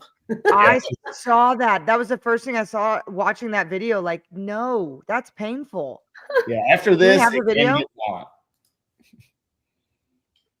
My hand is saying that's like Chase Freeman too. Also 001, no big. It's fine. 001. That's just, man, that's badass. Yeah, but I saw him. He like clocks way back to every single one and he gets comes in it. from downtown. And A lot of push behind that high five. his mom does not like swearing. And all of the videos, every time I win, he says, "Fuck yeah." Yeah. And she's like, "Oh, John." You're in your emo band. I can't believe it. Yeah. Well, But that's- his mom watches from the beginning of our PDRA weekend to the end every single time. So she's watching me, she's watching Lucas and Lexi, and I have to congratulate Lexi on her #1 qualifier also. And going to the final, unfortunately, Evan didn't have his girlfriend and his stepmom in the winner's circle, but it was close. So she did a really great job, and I'm really proud of her for that too. I do want to kind of touch on that, like the whole family vibe over there, right? Like you guys are, even with kind of two-pronged, even with Steve King and just your team in the situation after you talked about when you broke your rear end and weren't sure. We didn't want to talk about it at the interview because you weren't sure what you were going to do, what the situation was going to be. But everything that y'all do over there as just like this huge family, every interview you do and every time anybody in that camp is successful, like it's so combined together. It is, and they're always welcome to anything that I have in my trailer, the same way they would let me borrow anything in their trailer. And that is a good feeling, you know. We have their back, they have our back. That car actually comes to our shop and stays at our shop, and Jim maintains it in between races. So it's really good to have two cars that are now exactly the same. We have the same drive line and everything in them. So Well, it shows. as everybody knows, my car is a test pilot for like new parts and stuff like that. And we took time to test and test and test and test a bunch of different things. It's part of what we do for business too. So you have to test the parts to be able to sell the parts. And sometimes I get put on the crap end of the stick there, but it's okay. Not that the parts are crappy, but like I have to test them. So I may be behind a little bit when our customers have the running gear that I've had previously, and they're still running as good as I was in the past. So it's a learning curve, and it's a double-edged sword. We do the same thing with the Shadow, and you'll see us come out sometime and it appears we have an advantage on all of our customers. It's because something worked. And then you come out one time and your 800's back and running like shit. And everybody's wondering, well, that didn't work. That sucks. Same as you guys. Why did you do that? Yeah. Erica can definitely relate to that as well too. She's even said that. Well, I'm being a test dummy this weekend, so yeah, there's lots of times when the guys come together and they're like, "Oh, we have to try this," and I'm like, "Can't Mike try it? Like, someone else he can try it." So it's good. I did see a question up above, Melanie. You guys campaigned a new model Camaro for a little bit, and then went back to what you're known for. There a reason behind that? You just like this car better? Why did you guys abandon ship with that one and go back to what you know? Well, so a little backstory. When I was racing my dragster and when I first met John, that's when Mike Stewicki had the black and red, like one side was black, one side was red. It was a Firebird, and they would go up to Canada to the PMRA 8th mile deal, or actually it might have been a quarter-mile deal back then. Yeah, I'm pretty sure it was. And they would come up there with their screw blower and their walk-up clutch and like just blow everybody away. So that was like the first car that I was really into, you know, and I loved that it was a Firebird. And when I started driving, we actually were building a new Firebird for Mike to replace the old one that he had sold. And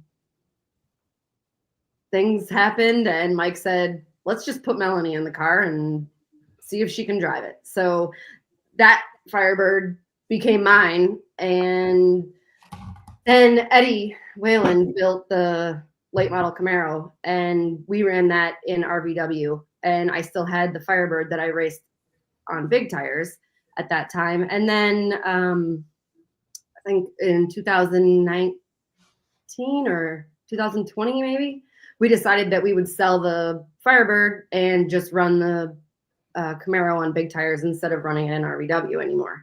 And we won a lot with that car. That was like one of the best things ever. That race car was so good to us. And we had started building another Firebird, and eventually last year sold it and had the new Firebird ready for the Norwalk race. And it wasn't anything like my Camaro at that time. So it took us a little bit of time to get back to where we were with the Camaro. But I think this weekend proved that we're kind of there now. Yeah. Say it's back. Let's say you're back. And the Firebird is much easier to see out of. Also, if anybody's Yeah. wondering, the Camaro is extremely hard to see out of, but I mean, you kind of got used to it after a while. But anybody new that's coming into the sport and builds a late model Camaro, they're like, man, can't see shit.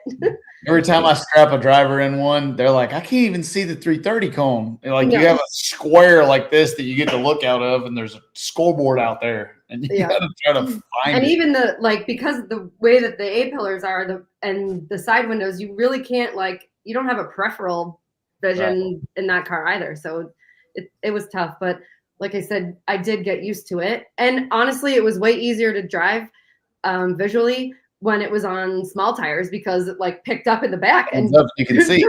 Yeah. drove out rather than picking the wheels up in the front. So The amount of times you said this weekend, I have my car back. I got my car back. You were quite comfortable. yeah. And then in the semifinal, when I was racing Steve, I got down to the end, and I radioed to Evan, and I was like, Evan, I'm pretty sure I was late on the tree. And he was like, you were 16. And I'm like, yeah, but I know that I could be better. And then you go 001. Thank Yeah, God. no big deal. Thank God. It was 001 green, not red. What was it like this weekend? I've seen you when you're in the zone and all the things, but I even told after you won round one, you all but told me without telling me this was your race and you were going to win that deal. There was just something different about you this weekend. There was a different confidence. Why?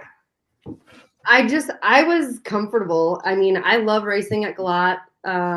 It's been one of my favorite places to race forever. And since the first time we ever went there, I've loved that racetrack. I've done well at that racetrack.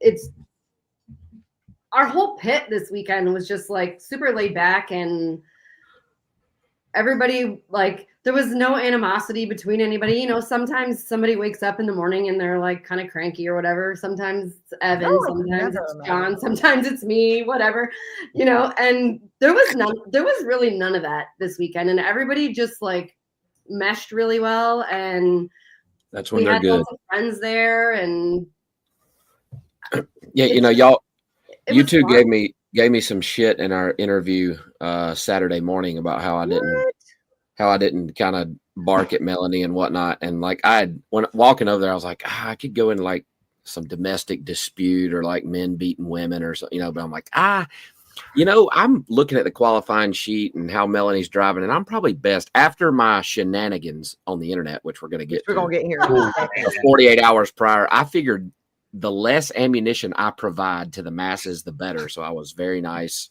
So basically, you knew your place. And I did. I and look, sometimes you just know.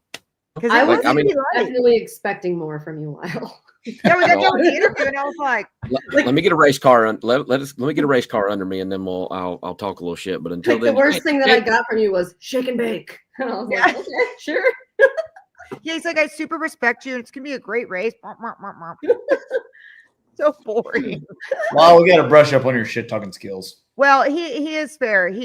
As we're gonna get to in a minute, and Melanie can choose to be involved or not if she wants to. But I like that. But he had run out of shit to say. He said he woke up and brushed his teeth with gunpowder. Well, the gunpowder he had scoped or something before his interview with Melanie because he was clean as a whistle. Sorry. I'll do better. Well, I wish it worked out because she whooped your ass. But see, like, imagine I go over there and I talk about I'm about to beat the dog shit out of Melanie Salemi up here on the starting line and stuff. One, she crushed me on the tree, and then just absolutely paced me down the racetrack. Like, She did. well, what are you going to do? Bend over and spread your cheeks. Yeah. El Grady, we're going to get to IHRA in a little bit later in the show. I'm assuming that would be a yes. Courtney, you got any info on that? Yes. Still be racing PDRA there, we think? Okay. Yes. Supposedly schedule's going to go as planned, maybe just some addition, but they were all there in full force this weekend. But we can get to that here in a minute. I do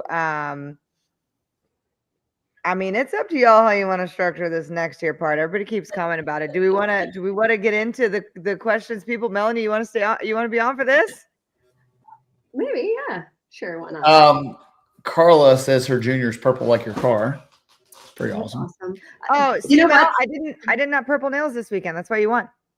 I didn't even have any nails this weekend. Maybe that's why I won. You didn't have Because any. you chewed them off? Because No, they were non-existent. So one They were time I not- got this like deep purple, and I ended up coming to PDRA. It was probably one of the worst weekends you've ever had. And she's square, and I'm scared of Melanie Salemi. She square looked me in my face. She's like, "Don't ever get that color again." I was like, "Okay." I have somewhere a video that I need to find of us playing Purple Rain in my pits after you beat my ass at World Street Nationals. I downloaded it. I bought it. It was like $1.99, and it's still on my phone. It's the playlist. only Prince song that I have on my phone. Oh, because of Melanie. Yeah, because she beat me in the final. I so wish that song was like more upbeat and like Yeah. Yeah, because you could like use it as intro music. You're just like purple rain. They need to do a remix and like get it all. You need to have John do a remix and play it on the guitar as some intro music. That's another thing. John is a musician, but he is a far better drummer than he is a guitarist. Like Okay, he well, has his guitar sitting in our living room that I bought him for Christmas, and I'm like, "Can you pick up the guitar and like play it?" He's like, "I can't play this guitar. I don't know how to play this guitar." So I've seen things on like TikTok where people are like, "Okay, music producers, hear me out. Take this song and make it this vibe. Maybe we need to put like a video of Melanie's car going crazy and be like, here, TikTok, and let those little TikTokers make us a pit version of Purple Rain." Purple Rain. Maybe I'll get on that. I'll get on the old TikToky. I think John should play the national anthem. Yeah, that'd be cool. He Just could rip. he could probably do that. God, that'd be awesome. That would be That's so super cool. I wish I was musically inclined more than anything in the world. Yeah, Yeah, me. but I I- love music so much. And I cannot play it. I want to. I don't have the time to learn to play it. I'm What's the same not way. funny Like I about the love guitar? music. I have music on all the time. I try to sit at the piano and play it. No. I'm Try gonna to take play the piano drums. lessons. That'd No. be a good one for me. My fingers don't move properly to play the guitar. I can't play But video they do games. move properly to let go of the button. They do. Lyle, Lyle, do you agree? Wow. Yes, they do. Well, they did Chris last fell week. right into that one. Do we The button gods are a fickle bunch. So like I have had weekends where like Chad Henderson, this race at Battle for the Thrones, he goes trip zip with a 1 in E1, 0.0001. And I'm like, that's too close, buddy. And then you have weekends where you just think you're killing it and you're 60 all the time. Yeah. She knew that 60. Oh, I just saw you put Queen of Pro Mod in there. I love that. I love that. All right. Well, if you're going to stay on, we might as well dive on into the shit. I was going to say, do we have anything else to talk to Melanie about before this train Before it absolutely gets stanky? I derails? have to say a couple things before. Definitely have to thank the PDRA and the Franklin family and every staff member that is involved in the PDRA, Tyler, and what they're doing with the media and everything is just like elevating every little bit of what we do, and it's making it so professional. And the amount of fans that were coming up to us, like the music in the pits is so awesome, and you know, it doesn't feel like it's downtime when people are dancing. You know, we had this huge speaker right in front of our pit, and like it was blasting every single time that there was track prep, and people were just migrating to my pit and dancing and like hanging out, and it was like a completely different vibe. It was really, really it awesome. really was. And I do have to reiterate what you said there, because what they did, I don't have a hair tie. What they did for that media day stuff, cool, was not cheap. It was not easy to put on. And we got a little bit of kickback when we were trying to schedule people up there. And you're always one of the ones that's like, where do I need to be? When do I need to be? What do I need to bring? Much appreciate that. But like, I think the drivers, if you guys, the rest of you really grasp how much that took out of the bandwidth of the first race of the season to try and make that happen. Like, couldn't rent out the suite that day, and that suite's always rented out. That's a big deal, and that's going to go a long way with our flow broadcast, with what we're able to give DI for the coverage of it. Like, that one day of content will last an entire year, and if not more, and that's really, really cool. And then Alaska was the one upstairs being DJ. Like, whenever there was any downtime, she had her computer ready to go, and like, boom, she was texting me like, oh, should I put on, Paul Wall or whatever? Like, they were really trying. Tyler texted me a couple of times, how's the vibe at the top end? Making sure during the oil down that we could hear that. Like, that, the little awesome. things go a long, long, long way. Yeah, because it's really easy for fans to get like bored sitting in the stands, being hot, whatever. But if you have something for them to like think about something, it just makes it that much nicer for them. And people stayed. They stayed right until the end. It was awesome.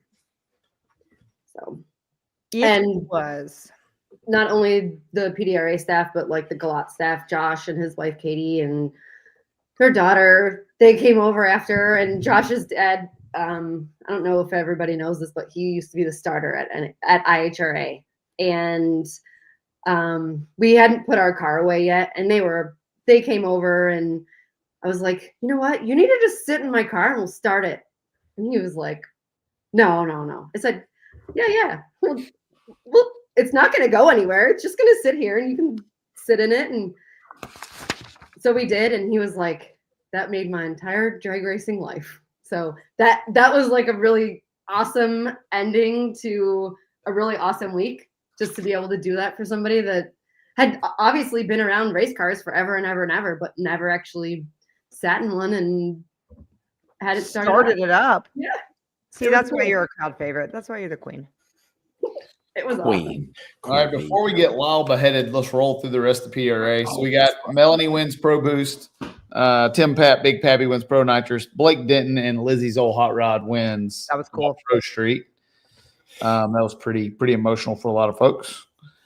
Chris Powers in Extreme Pro Stock. Walter Lanning in Pro 632. Connor McGee in Super Street. Jeremy Kreisman, CNC Chemical, my brake cleaner man, wins Elite Top Sportsman. Steve Fern, Elite Top Dragster. Did we already talk about all this? No. Did we go down this? No. Ken Langlois, is that right?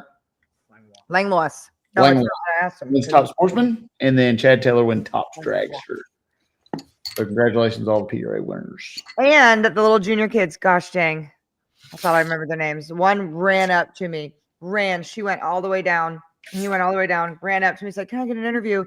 And then Mike Alexander's daughter, Mackenzie Alexander, who drives the Grinch, she won her first race ever. Never won anything and won her first race. That's cool. So that was really, really cool. Now that we've talked about the children, we're going to talk about the other shit. Okay, let's just go ahead and get right to it. Lyle, what's going on this week with you and your life? Well, it's absolutely no business of mine. I don't run this class.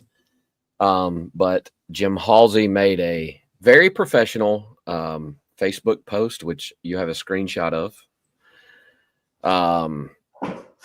I'm choosing not to run Pro Nitrous this year because the rules have continually over the past 4 to 5 years shifted in a direction that slows the class down rather than allowing it to evolve and remain competitive with Pro Boost.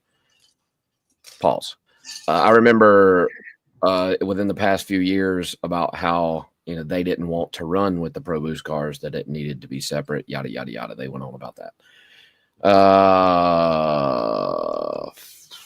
At the Drag Illustrated Winter Series, Yellow Bullet Nationals, and the Midwest Series, instead of promoting faster, more exciting racing, the focus seems to be on limiting performance, which has made it harder for the teams to push the boundaries and compete at the highest level. This shift in rules goes against the spirit of progression and innovation that the class once thrived on, and as a result, it no longer aligns with my goals. We will be out soon, faster than ever. Great.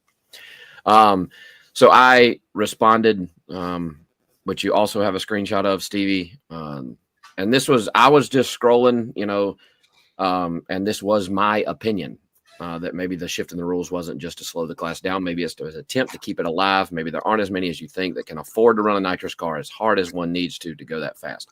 Maybe slowing it down 4 to 5 numbers attracted 4 to 5 more cars. That prompted the nut swingers and maybe I don't know his crew or any. And first of all, I don't have a problem with Jim Halsey at all. I think he's a great racer and they're a great team and whatnot. I just simply disagreed with what he said. Well, that turned into a back and forth meme deal, and I told him what I thought. And then whatever reason, Keith Haney decides, I guess his apparent 500,000 followers, he wasn't getting enough attention. He needed to come in there and say whatever he needed to say. And we went back and forth for a while. And this is, again, my opinion, but when you look, nitrous cars are in a really weird spot, right? Like, one, there aren't many of them. As Pro Mod has progressed, the boosted cars, seem to dominate with ease. If you want to buy a turnkey boosted combination, you can quite literally go to Proline and buy one from bouncer to tail shaft, stick it in a good car, and within a few runs have something that can go and compete, right? And at also least from what Cheap Horse Race Cars and KillingTimeRacing.net. Correct. So I don't for a nitrous combination, at least from what I see, it's just not that easy, right? Like you can't just do that. Therefore, the ones that have done it for a long time and whatnot, of course, they're faster and whatnot. But if you're going to have a nitrous, which to my knowledge, the only nitrous specific Pro Mod class exists in the PDRA and the PDRA only. Do you guys know of any other nitrous only class for Pro Mods anywhere? No. Okay. So, this is probably a good time to play Pat's interview. Yeah, I think that Molly cut off a flow, and then we'll get into the thanks for racing. Here we go. With one of the greatest this sport has ever seen, Pat Musey. This is my first interview with you, so I'm honored here, and this is going to be a spicy one. I want to address what's been going on the internet this morning. A lot of people are typing a lot of things, and we want your thoughts. Well, I only read what Jim Halsey wrote. I can only go by, he said he wrote it. I'm not a typer, I'm not a girl. I don't type. Get a sack, come out here, race. I don't get it. We have to have rules. I come from Pro Stock. We had rules. You tell NHRA you can't look at my car, you're out. You're gone. I realize we in NHRA, but don't disrespect the place you had to race, is my point about the whole deal. Lizzie loved Pro Nitrous. She would have done it, but unfortunately, she made a good living with the Street Outlaws, but her heart's always been here. So is her heart. So you're disrespecting every Pro Nitrous racer by what you're saying. Every engine builder, nitrous engine builder, including your own. Do you get that? But I'm looking at you face to face. I'm not typing. That's how I do it. That's how we do it, where I come from. So, let's cut the girly stuff on the internet. You got something to say, you got my number, call me. We could do it. Pat Musey always speaking. Right. So the truth, no matter what. I was I didn't really know any backstory on Jim deciding to leave and whatnot. And I really wish, because I was sworn to secrecy by several, you could see my inbox, right, on Facebook and my text and whatnot. I was informed what Pat said throughout that interview. And one thing is that, about teching the cars. And again, this is just what I was told, that the PDRA tech department went to Jim Halsey's pit at some point, wanted to tech the car, and he refused. So I was curious as to why. And apparently, again, this is just what I've been told, they were running some sort of push system. And to the best of my knowledge, a low pressure bottle and a high pressure bottle in the car at the same time. Leave on the low pressure, bring the high pressure in, large volume of nitrous, gives you a big boost out there, whatever. This is not a readily available system that can be bought. And for whatever reason, they decided no push systems allowed in Pro Nitrous. The hairy part of that is Tommy Franklin, who owns the PDRA, is always also a competitor in Pro Nitrous. Therefore, it makes that situation a little, I understand how that could be a little touchy, right? But at the end of the day, they decided no push systems. Jim felt that was slowing the class down and took his ball and went somewhere else, which is fine. But when I read his post, I took it as he was downing the PDRA for their decision to slow the class down. And this goes back to my point where I feel like nitrous cars and the nitrous only pro mod class that exists within the PDRA is in a weird spot. There's like 4 or 5 cars that have the budget and the manpower and the abilities to run a car as hard as Jim wants to run it, right? Like, you can't really run an NHRA nitrous car as hard as you really need to, simply for the fact that you do not have the time between rounds to put racks of pistons in it, right?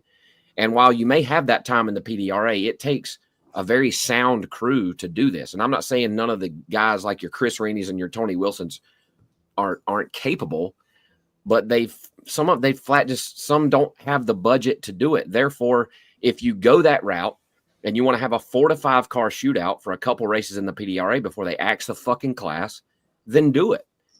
Or back it down to where someone, granted, Tim Paap ran a really good race and went 65 or so, but 65 to 70 is achievable, in my opinion, for some of these lower budget teams, right? And if you want, there were 17 cars, so clearly the decision to do this didn't fucking hurt them, right? It looks like a good decision to make it to where somebody like Tony Wilson, who didn't have the fastest car there, but he was in the semifinals, right? It gave somebody like him a chance.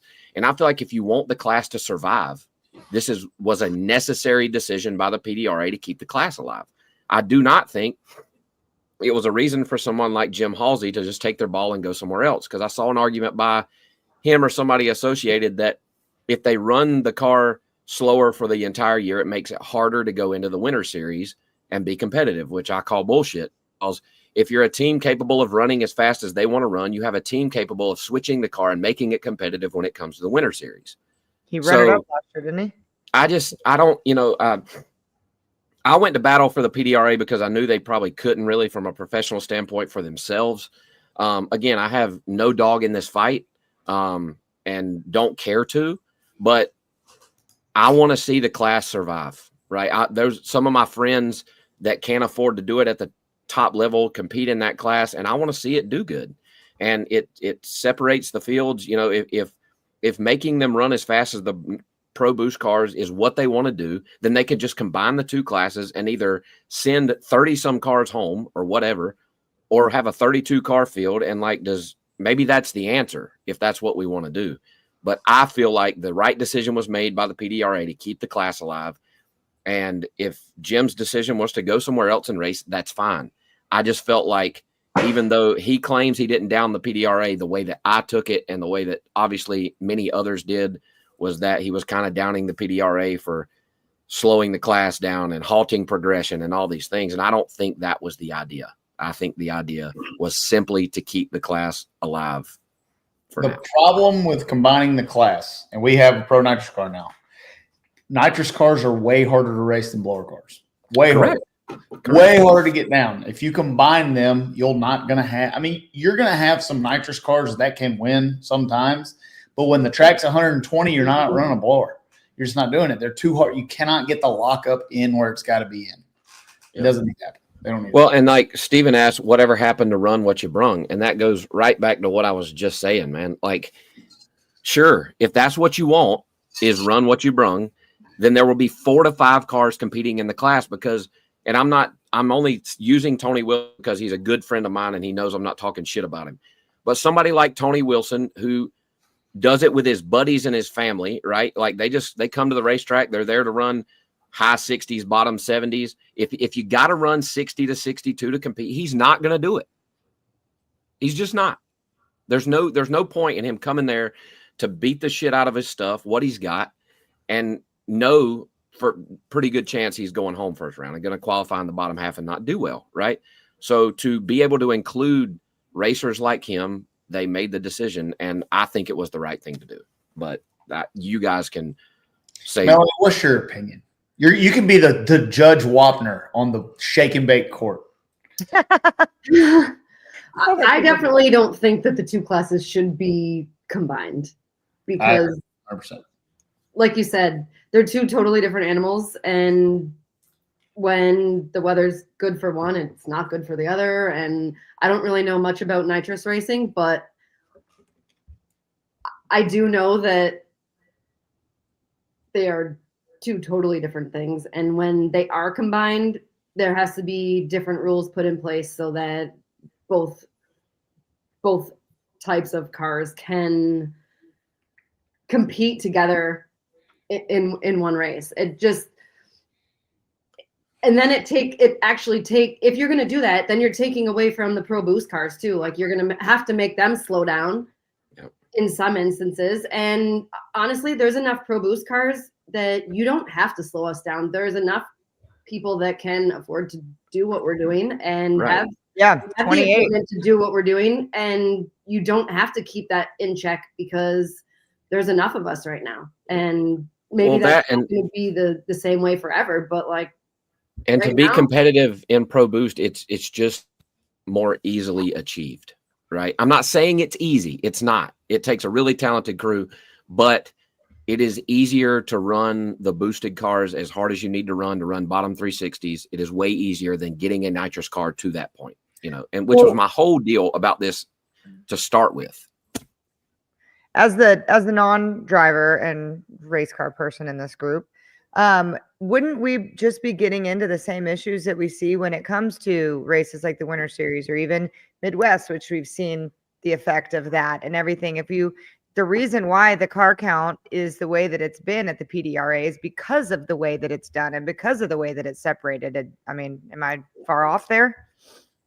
No, I think you're correct. And I don't think anything is going to change at PDRA, and it shouldn't. It just sucks because do you think that this would be, and again, same with you, Lyle. I have no problem with Jim Halsey. I like Jim Halsey. He finally gave me more than 2 words in interviews the last few years, and we've come a long way. But this is just a situation that needs to be talked about. But do you think that this would have been perceived differently or even handled differently if the owner and operator of the PDRA wasn't in that specific class or successful in that class? Because if you take that situation out of it, I think that there's a lot less motive or hurt feelings or whatever it may be. But that's a tough spot for Tommy to be in because it is, and race too. And I could foresee part of Jim's reasoning for not letting the PDRA tech his car is because Tommy is the owner, therefore fear of their secrets or whatever they've got going on leaking over and them figuring it out, because they had an advantage doing whatever they were doing. And I get that, but it does not take away from the fact the series you chose to pull into the parking lot of. But it also doesn't take away from the fact that the cost and what it takes to run that fast in a nitrous car is just flat way harder than it is in a boosted car. And I agree with Steven keeps saying, are you saying that a consistent 370 car can't win? That's not what I'm saying. But what I am saying is that a consistent 370 car might win one, maybe, right? What if you got somebody that can go out there and go 364 every lap, they're going to win. Like, that's just come on. What I will say is that we build engines and cars for a living too. The gap in cost used to be like this. Nitrous racing was way up here because their motors were $125,000, and we could build a competitive Hemi for $45,000 10 years ago, $30,000, right? Mm-hmm. Now a Hemi's $100,000 and the nitrous engine's $135,000. And then your supercharger on top of that. And then we have a blower that you can't buy that sells on the black market for $45,000. I bought a screw blower. I bought 10 of them for $8,000 one time, like a piece, and sold them for 12 and was happy. And now if you got a screw blower, it's more lucrative than heroin. So the cost difference is getting like this. I mean, it is getting closer, in what it costs to run a boosted car. I mean, but once you have the parts, right, and you go to the racetrack, then what is the cost spread? Just attrition, right? It's the same. If you want to run top 5, it's just like it is over there. It is. Yeah. You want to run top 10 to top 20, it's a lot cheaper. You want to run that thing and run up front. Look at my car at World Series of Pro Mod. Look at Steve King's car. We're putting transmissions in. We're putting motors in. We're putting heads on. It's blower belts all the time. If you're going to run top 5 in any class, it's going to cost you a lot of money, period. Okay. I want to also, again, as a non-racer in the group, remind people why, and I don't work for the PDRA. I work for Flow. I do not work for the PDRA. I love the PDRA, but why the PDRA was created in this era that it is and why it's been successful and why, Lyle, we have cars parking all the way to the street out there is because a racer runs it and they listen and they try and do things for all of these classes. I've been seeing people in the comments about top dragster, top sportsman, elite, regular, this and that, of how they listen and try and cater to that. And so again, I want to reiterate the point that that's why these decisions were made, and to be able to make each class continue to flourish and be the only one left standing with 2 Pro Mod separated classes here. If Tommy didn't run Pro Nitrous, none of this shit would be as aggressive as it is. And that sucks for Tommy, because if you know them as people, they're some of the most honest people that you can find, right? Like, they want, at the end of the day, they don't make a lot of money on that deal. Like, and maybe I'm outing something here, but that's, PDRA makes money. It's a successful deal, but the amount of people that are there, the amount of money that they put back into that program and back into the racers' pockets, and even through our relationship with Flow, what they give back to us to make the production better. Like, if they were in this just to win races, it would be a different deal. And I think that that's the variable that makes this so sensitive to everybody, is simply because he races that class. Everybody has to understand, though, if he didn't race, the PDRA wouldn't even exist. Exactly. Right. Yeah. So, and it's not like he goes out there and wins every single race and every single championship. I mean, he's competitive, but he's competitive, but he's just as competitive as the most competitive other guy. Yep. I am eating I want some edamame. Steven, no, that's I won the U.S. Nationals qualify from the 15 spot, right? Like, no, it can be done, but I realized, listening to Stevie, the cost is kind of evened out and whatnot. But when it's not even, because the amount of pistons it's evening out, it's getting there, right? But when you look, if you pause right now, not counting cars being built, just pro mods that exist in the world today, there are way less nitrous cars capable of running as fast as you and the people that believe like you want them to run than there are boosted cars. The reason is, let me tell you why. Yeah. Because the 5300 engine came out in 2009 and has not changed bore space or configuration since then. And they have a deck height rule.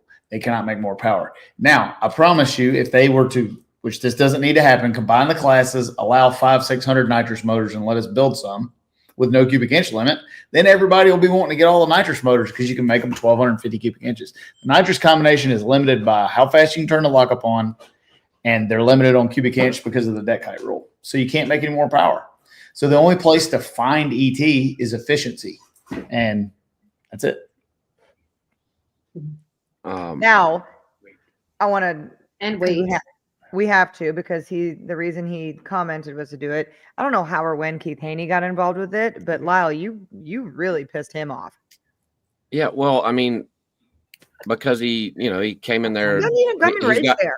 He's got Jim apparently coming over there, and he's just hanging on by one nutsack hair, swinging around down there. And I don't know why. I mean, then I said, Keith went and created his own racing series so that he had somewhere that he felt like he could go compete, and then he's claiming I was saying that the Midwest racers are slow and this, that, and the other. No, he over there and just gets his ass slapped around. I don't know where he came from or why. He just felt the need. I mean, with his 500,000 followers, I figured he could just stay over there and post some summit videos or something and get all the attention he needs, but apparently not. But no, Steven, would you or would you not race Keith Haney in a grudge race? I've already done that. And he collected cash. I'm saying again, this was before y'all started butting heads. Anytime he wants. Different time, different place, same result. We can bet to every cone. We can bet on the finish line just like we did before. Going to be the same result. So if he wants to do that, we can. I don't suggest it, but his 500,000 followers probably shame him for that. And for context, for people who don't know, somebody had commented in what took me an hour to catch up on all the comments the other morning that Keith Haney had a bigger social media following than Lyle Barnett, and he said he had 500,000 followers. Yeah, he doesn't. But that doesn't even matter. But Steven, I know you're talking about just Pro Nitrous, and I understand the side that you guys are looking at it from. I do get it. But is he there? If we allow them to run as fast as they want to run, even though there is a chance a 370 guy can win, they're just not going to continue to do it when they know they can't qualify up top or run good. Like it, and that's I know that because I've ran classes that it got way spread out. When the fast guys get fast, the bottom end they fall off and go do something else, and that's just the way it works. And this is just an attempt to keep the class alive. It's the last time I will say it. I feel like they did the right thing. John Salemi. John Salemi, guitar playing, drum playing star of the rock and roll world and tuning and business owner and husband. And husband. Father. Husband, yes. Father. And a lot of other stuff, probably. What's going on, man? Actually, boy. Oh, we're just downstairs in the office working, you know. That's right. Trying to figure out how to put some time. Gone to the races for a couple weeks, and then you got a lot of stuff to catch up on when you get back. So I got back from Brazil at 1 a.m. last night. I was in at 5. My favorite thing to do when somebody calls and asks me, "What's up? What are you doing?" I said, "I'm just trying to figure out how to put some timing in one." That's John, I don't know how. There's some timing in it, and I can't figure out how to do it. I don't know how I wasn't aware of your other life until tonight. But we blew Courtney's mind. Everything's different now. She's used to knowing more than me and Lyle, and me and Lyle know more than her. So I'll send you a video. I want the full albums. I'm trying to get with it going down the road. Go buy one. Support your friend. Well, where do I do that? They're on iTunes. Yeah. I'll fucking buy it. Anywhere and everywhere. Yeah. Napster. Napster. Now you're showing how old we are. John, are you familiar with the topic that we are on? What's going on the internet with the whole Halsey debacle? Yes. Do you have an opinion? I see both sides of it to the fullest because, you know, when we started, and I say we, and I mean, when I say we, my brother Jim and Mike Stewicki and I, like, we didn't have, well, Jim and Mike didn't have 2 cents to do any of that. So at the end of the day, that's why Jim builds cars and Mike builds engines, because they couldn't afford to call up Jerry Haas or Jerry Bickle back in the day, or call whoever and however and get the parts. So they learned how to do it themselves, and it took years and years and years. And they held and still hold their innovative things that they've done so close to their heart. And I kind of came in and was like, all right, well, if we're going to do this as a business and we're really going to grow it, like, you got to break away from that a little bit and give that to your customers. Yeah, you get to get that to your customers and the potential of it getting out and so on and so forth like that. So, like, I completely see, you know, Brandon's side of his innovative spirit and his drive and being the nitrous guy, and, you know, and Halsey waving the nitrous flag for his entire life and being a great racer that he's, you know, that he's been through his span of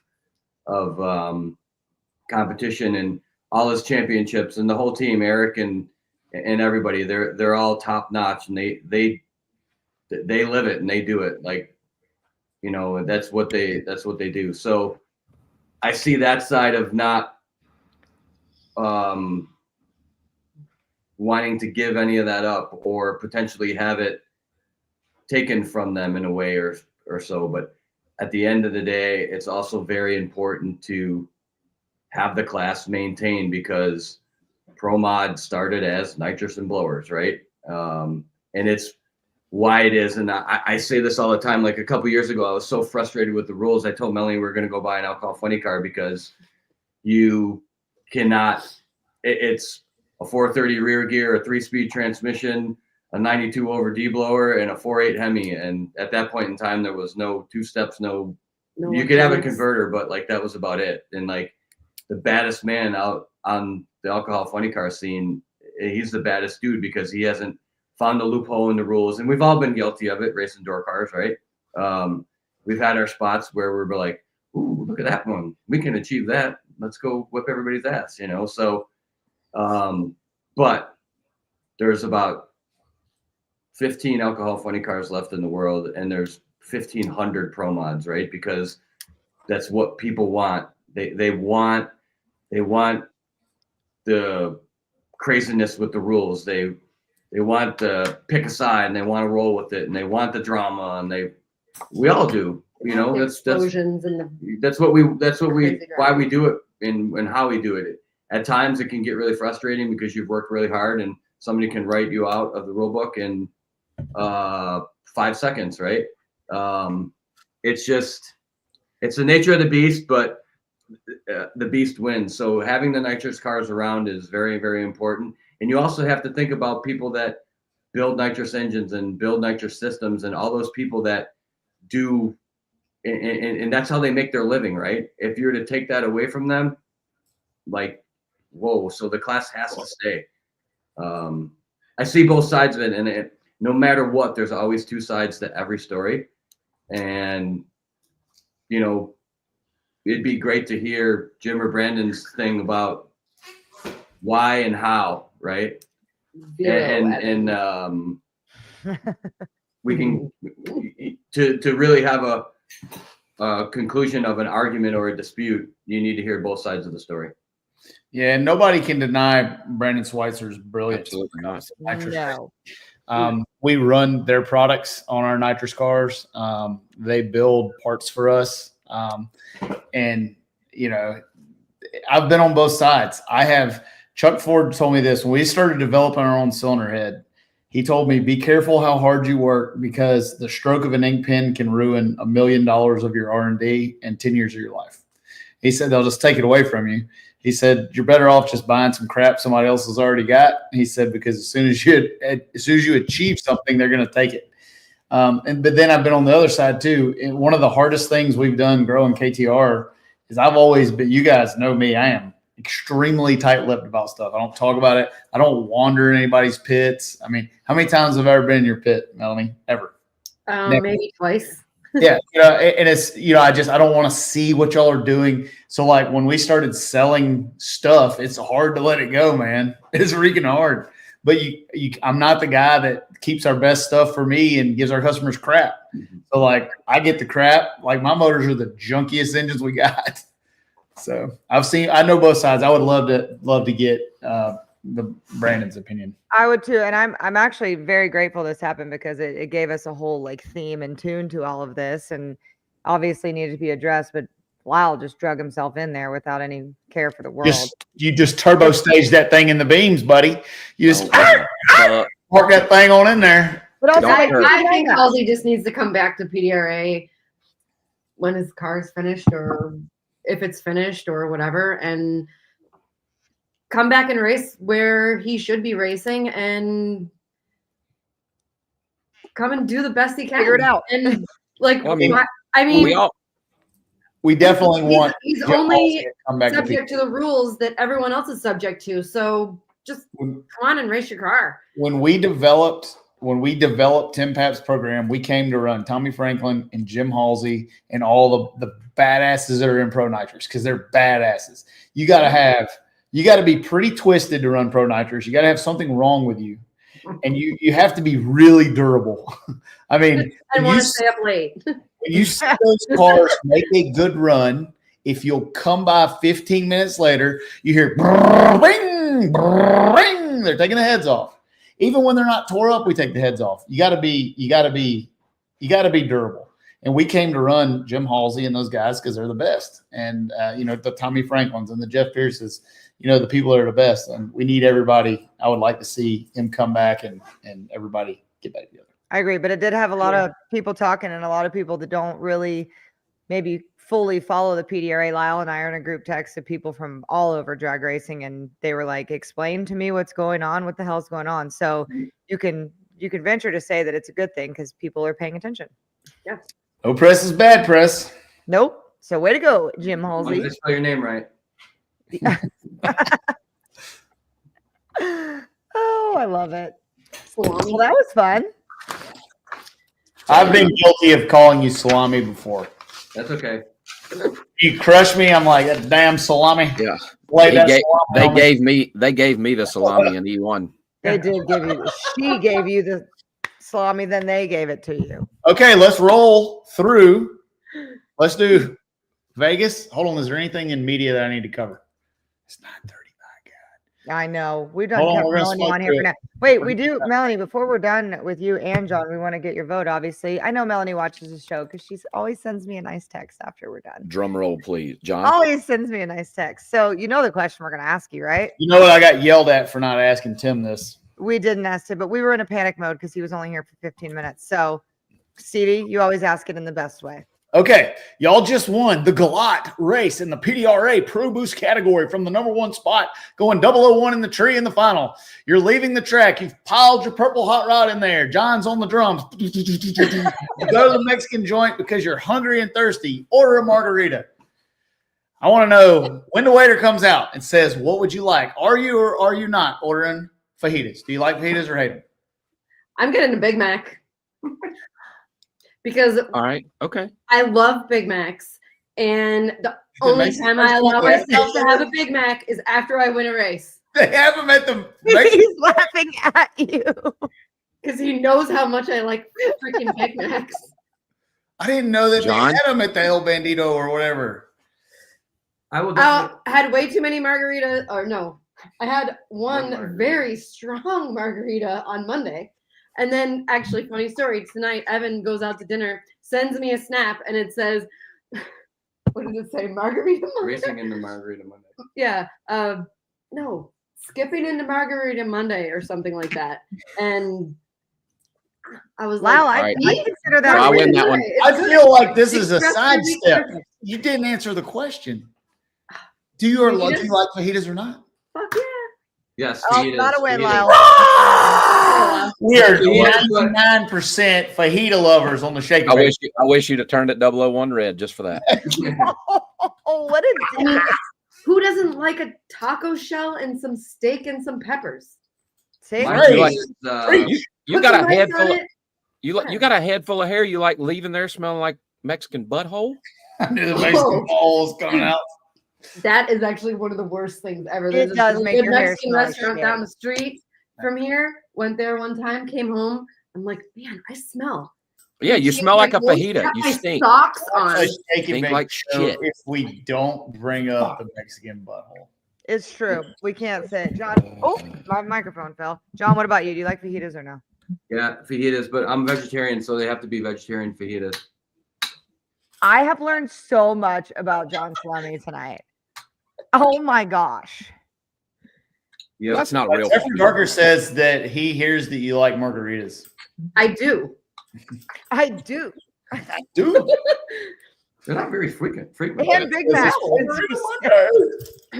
Margarita Monday last week was So the way highly Melanie started entertaining, the- apparently.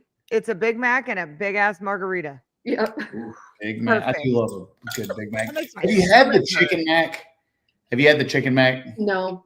Okay, so the chicken mac they have here is not like originated in the Middle East, and it was awesome. And it's not as good here as what it is. Do you know one other thing? McDonald's in Canada is far better than any McDonald's in the United States. Fast food is better in Canada. For Oh sure. yeah. I ate some poutine one time, and then I was Mm-mm. I was done eating I'm not doing that. the fries and the gravy. I couldn't do it. I I'm had not to doing that. That is one of the best. things But ever. You better learn. You're gonna learn today. You better No. learn. But No. that fast food in Canada, the food standards there are way higher than they are here. And That's why no one should eat McDonald's. Waving the There are no. I Mexican almost restaurants. don't even. Oh, I'm drinking Ellicottville blueberry wheat ale. There you go. Every beer that I drink. That's to wash down the shitty taste of fajitas. He does. Yeah. That's what you need. Just munch on some blueberries. When Take you 'em out. this is like a local brewery kind of to us, Ellicottville. Yeah, right next door to and- that shitty Mexican restaurant you're talking Hey, about. if in Buffalo, is buffalo sauce just called sauce? No, it's just called. Oh, it's fajita season. You call when it you- wings. yeah, you you don't get- say I want buffalo I want wings. buffalo wings. I mean, you get wings. I didn't know you just said wings. Like, always when I'm in Brazil, I'm like, what do you call a Brazilian nut in Brazil? A nut. Yeah. Oh, that's funny. Yeah, me and Jacob have on occasion cruised through the Brazilian McDonald's, and it is way better than here. Also, I mean, way better. I'd call it Food 40%. standards are way higher. One thing about Brazil, and it's probably the same way in Canada, they only really cook real food. So like, there's no crap. Like they don't have. Like they don't. here, or in America. Like they laugh at us when we like eat potato chips and stuff like that. Like they don't have anything processed at all. Period. Not anywhere in their stores. So the food all does taste like real food. That's pretty much anywhere but the U.S. Like I've traveled lots of places all over the world, and like food in general is more pure outside of the mighty USA. For sure. I opened the microwave in my motorhome one time, and I had no idea how long this double quarter pounder had been in there. No clue, like none. And when I was like, I've got to look at it, Still you in know, its full form. yeah. And like I opened the box, and I'm like, looks like one that's just been on the counter since it's 6 o'clock at night. Looks like one that was bought at lunch. Like, look the same. So gross. Gross. So Vomit. gross. That's why we're all freaking fat. But anyway, Speak for yourself. Americans as a whole, we're large. Oh yeah, That's because they eat fajitas. Shitty motherfuckers. Wow, Lyle and his perfect 4% body fat. Oh man, Pretty close. This has escalated. we're going the wrong way. All right, Wrong way. Melanie, John, thank Well, I'm you for coming on. disappointed. Do you have anything? Anybody want to plug? Anybody want to thank? No, they don't. Kick them off. They like fajitas. Shut Fuck up, 'em. Lyle. Quit pushing your agenda. This is Hey, how. I have to shout out to Evan. He's at the hockey game, but clearly he's on here and watching because he keeps commenting and bullshitting with Jeffrey Barker because they're like this now. But I have to give it to Evan. He has come into his own, and he is what is saving our racing team. He's going to be a And talented kid. Next man. generation. The Next talent that generation. he That kid's has going to be good. and the things that he's learned. Don't get me wrong, he's still a 22-year-old boy Shithead. at times and doesn't want to listen to what you have to say to him, but he really does take everything that you do say to him and execute. And he has just been like blowing us all away with all of the shit that he has retained over the years, and from top-notch kids. Him and It's- Lucas too. it's insane. They live at the shop. They don't ever come out of there. They go to hockey games, or they come to eat with us, Or they go to Mexican. or they go to Mexican. I bet they do. Evan, 0. Your L0. father drank too many IPAs yesterday. If you remember, he was sleeping in my office on my chair, and you had to wake him up.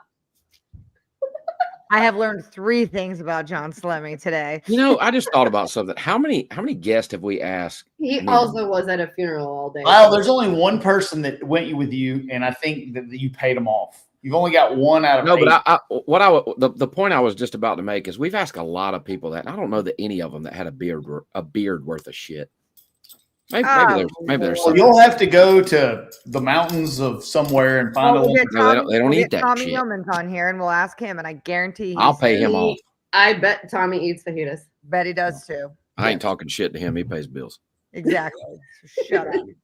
Anyway, all right, we're done here. Oh man! Get them. Okay. All right, we'll see you All right. guys. Thank y'all for coming Thank on. you. Congratulations again, y'all. That was thanks Thank for the you. ass Thank whooping. you. Appreciate it. Appreciate you guys. No purple. Awesome. Purple Rain. I should have played my dang Purple Rain song. I like that she wanted to stay on and give her opinion. Yeah, on me that. too. That was That's cool. That's cool. Very cool. Thank you. Because some people would have been like, "Nope, I'm staying out of that." Yeah. All right, we've You been still- on here for Okay. 21 hours. It's pretty long. Let's roll through. I got some media stuff that may or may not be. Let's see. We got that. We got that. We got that. Where's that crap at? We got the press release about IHRA. So last show we were dogging out IHRA because they said they bought tracks. The tracks said they weren't for sale. It appears that it's sold. So there's maybe some teeth to that. They definitely sold it. It is 100%. And they were there. Sold, and they were there. Alan Reinhart was there. Larry Morgan was there. There was Daryl, tons of IHRA personnel walking around at Galot during the PDRA race. I don't know if you saw it on Google, but KTR is buying all cars, calling all cars. We have more customers than what we can stand that want to buy Pro Mod cars. We have 25 engines in stock at all times, and we're looking to buy some rollers so we can lease out some more cars. I don't know what this is. This is a purple car. Oh, that's my new car. Oh, this is? So, yeah. So that is the orange car that I burn up in Alabama. Shit. Tommy Yeomans bought it. I should have put this on. Melanie was on. Modern Racing completely redid the car, and this is Tommy Yeomans' new Pro Mod he built that I will drive. We're not quite sure what we're going to do with it yet, but be on the lookout for that thing testing very soon. Very cool. Big shout out to Cooper Chun for winning a spring fling. God dang, 450. Woo! Come on. I could be, we'd miss a shake. If I win 450, we're going to miss a week of Yeah, shake. Same. On the sad news, that's So tough. sad. Yeah, it's sad. If you saw Cecina's car, we had a shout out on it. Shadow's been carrying that sticker for a while. It's tough. Rest in peace. What else we got? Okay, Vegas picks, and then we're rolling. Listen, so Vegas is this weekend, right? Four wide? Yep, because random shit happens at 4 wides. So you're going to just pick somebody off the radar? Probably. All right, who you got? Let's start at the bottom and then go to the top. What would be the bottom? Well, not the bottom, the pro classes. We're not picking all the sports classes. Why not? Will you just assume it's pro stock the bottom? No, do they have the dirt bikes? With you. I just want to see you panic. They have the dirt bikes there. Are the bikes there? They have pro stock motorcycle there? No. They start in Charlotte. All right, so wacky stuff will be happening at the 4 wide and pro stock. There'll be clutch pedals twitching left and right. People will be leaving ahead of time. It will be the seasoned veteran that wins in pro stock in Vegas. I'm going to take Double E because she wins there all the time. She's going to find a 1/10 of a second of horsepower. You've not been paying attention. And win the race. I was going to say, and she's going to do it. They've just got some stuff to figure out. It's coming, but I'm going to take Dallas. She's going to turn around in Vegas. Okay. I'm going to take Dallas. I'm taking Corey Reed. I like that. Dude, I'm curious to see how the 4 wide does. Well, I agree. I could shoot myself in the foot here or not, but he's done it before in the bikes, and 4 wide is when those people that are right there get her done. For sure. You only got to win once. Yep. Yeah, basically. Right. Funny car. I want Daniel Wilkerson. D. Wilk for the win. I'm going Spencer Hyde. Fuck it. You're picking Spencer? I am. And I didn't the last two because it's funky, but I'm doing it because I'm going to do like I do in fantasy football and pick the Steelers even when I know. You're going to manifest it into happening by talking manifest it. And also when Jim gets that thing figured out, it's figured out. And same deal with Corey Reed on the 4 wide. Yep. If Spencer gets up there and is comfortable with you gotta be there. You gotta be there in the final. That's it. And what kind of asshole would I be if I didn't pick him? I've won 4 wides and I sucked the first 2 rounds and you just pull one out and win it. You just have to be in the right place at the right time a couple Stevie, times. who you got? I'm taking it's tough, man. I want to go with Chad Green, but I'm gonna go back to back with Jack Bettman. Oh, nice. Okay. I'll take Smoke and Top Fuel. Oh, I'm taking Sean Langdon and Top Fuel because the 4 wides bit him before, and he's on a tear. I'm going all back to back. I'm taking Clay. Ooh, back to back dubs for Milliken. That would be awesome. Yep. All right. All right. Well, here we go. I think we covered that all pretty well. Thank you guys for watching. It's a big, long show. I don't know if there's anything in the comments we need to stroll through in the next 30 seconds. No. Spencer's a damn man. Smoke is due. We got Dallas Hey, Bacon hi, down, Spencer. play 25. Hi, Spencer. Front Rocket. Oh, you're so nice to him, Lyle. You flipped me off. It's because Lyle likes him. He does like him. He's a lot nicer than you. That's true. That's Oh. very true. It's very true. Purple. I do. They are purple. All right. Well, I guess we'll see you guys in 2 weeks. So we got Vegas. Then we have, what is then? No. Charlotte. Oh, Oh yeah, not yep, back to back. no. There's a week between. Nope. Thank goodness. Yep. Then we'll have to get ready for Bama and PDRA number 2. I think Virginia is in the middle. Yeah. Oh, fuck. I don't know. I forgot about that. Yeah. I know I'm PDRA, Virginia. racing a lot in the next 8 weeks. So not going to be any days off or anything. No days off. I'm going to see if I can figure out how to end this deal. Thank you guys for watching. We'll see you guys in 2 weeks. We love you guys. Can't find the videos. So I'm just going to keep talking like I know what I'm doing. And then I'm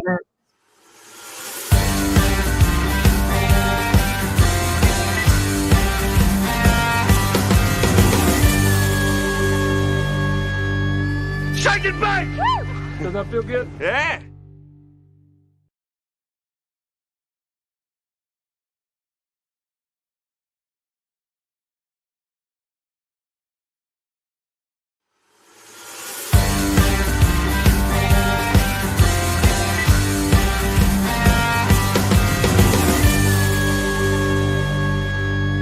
Shake it back!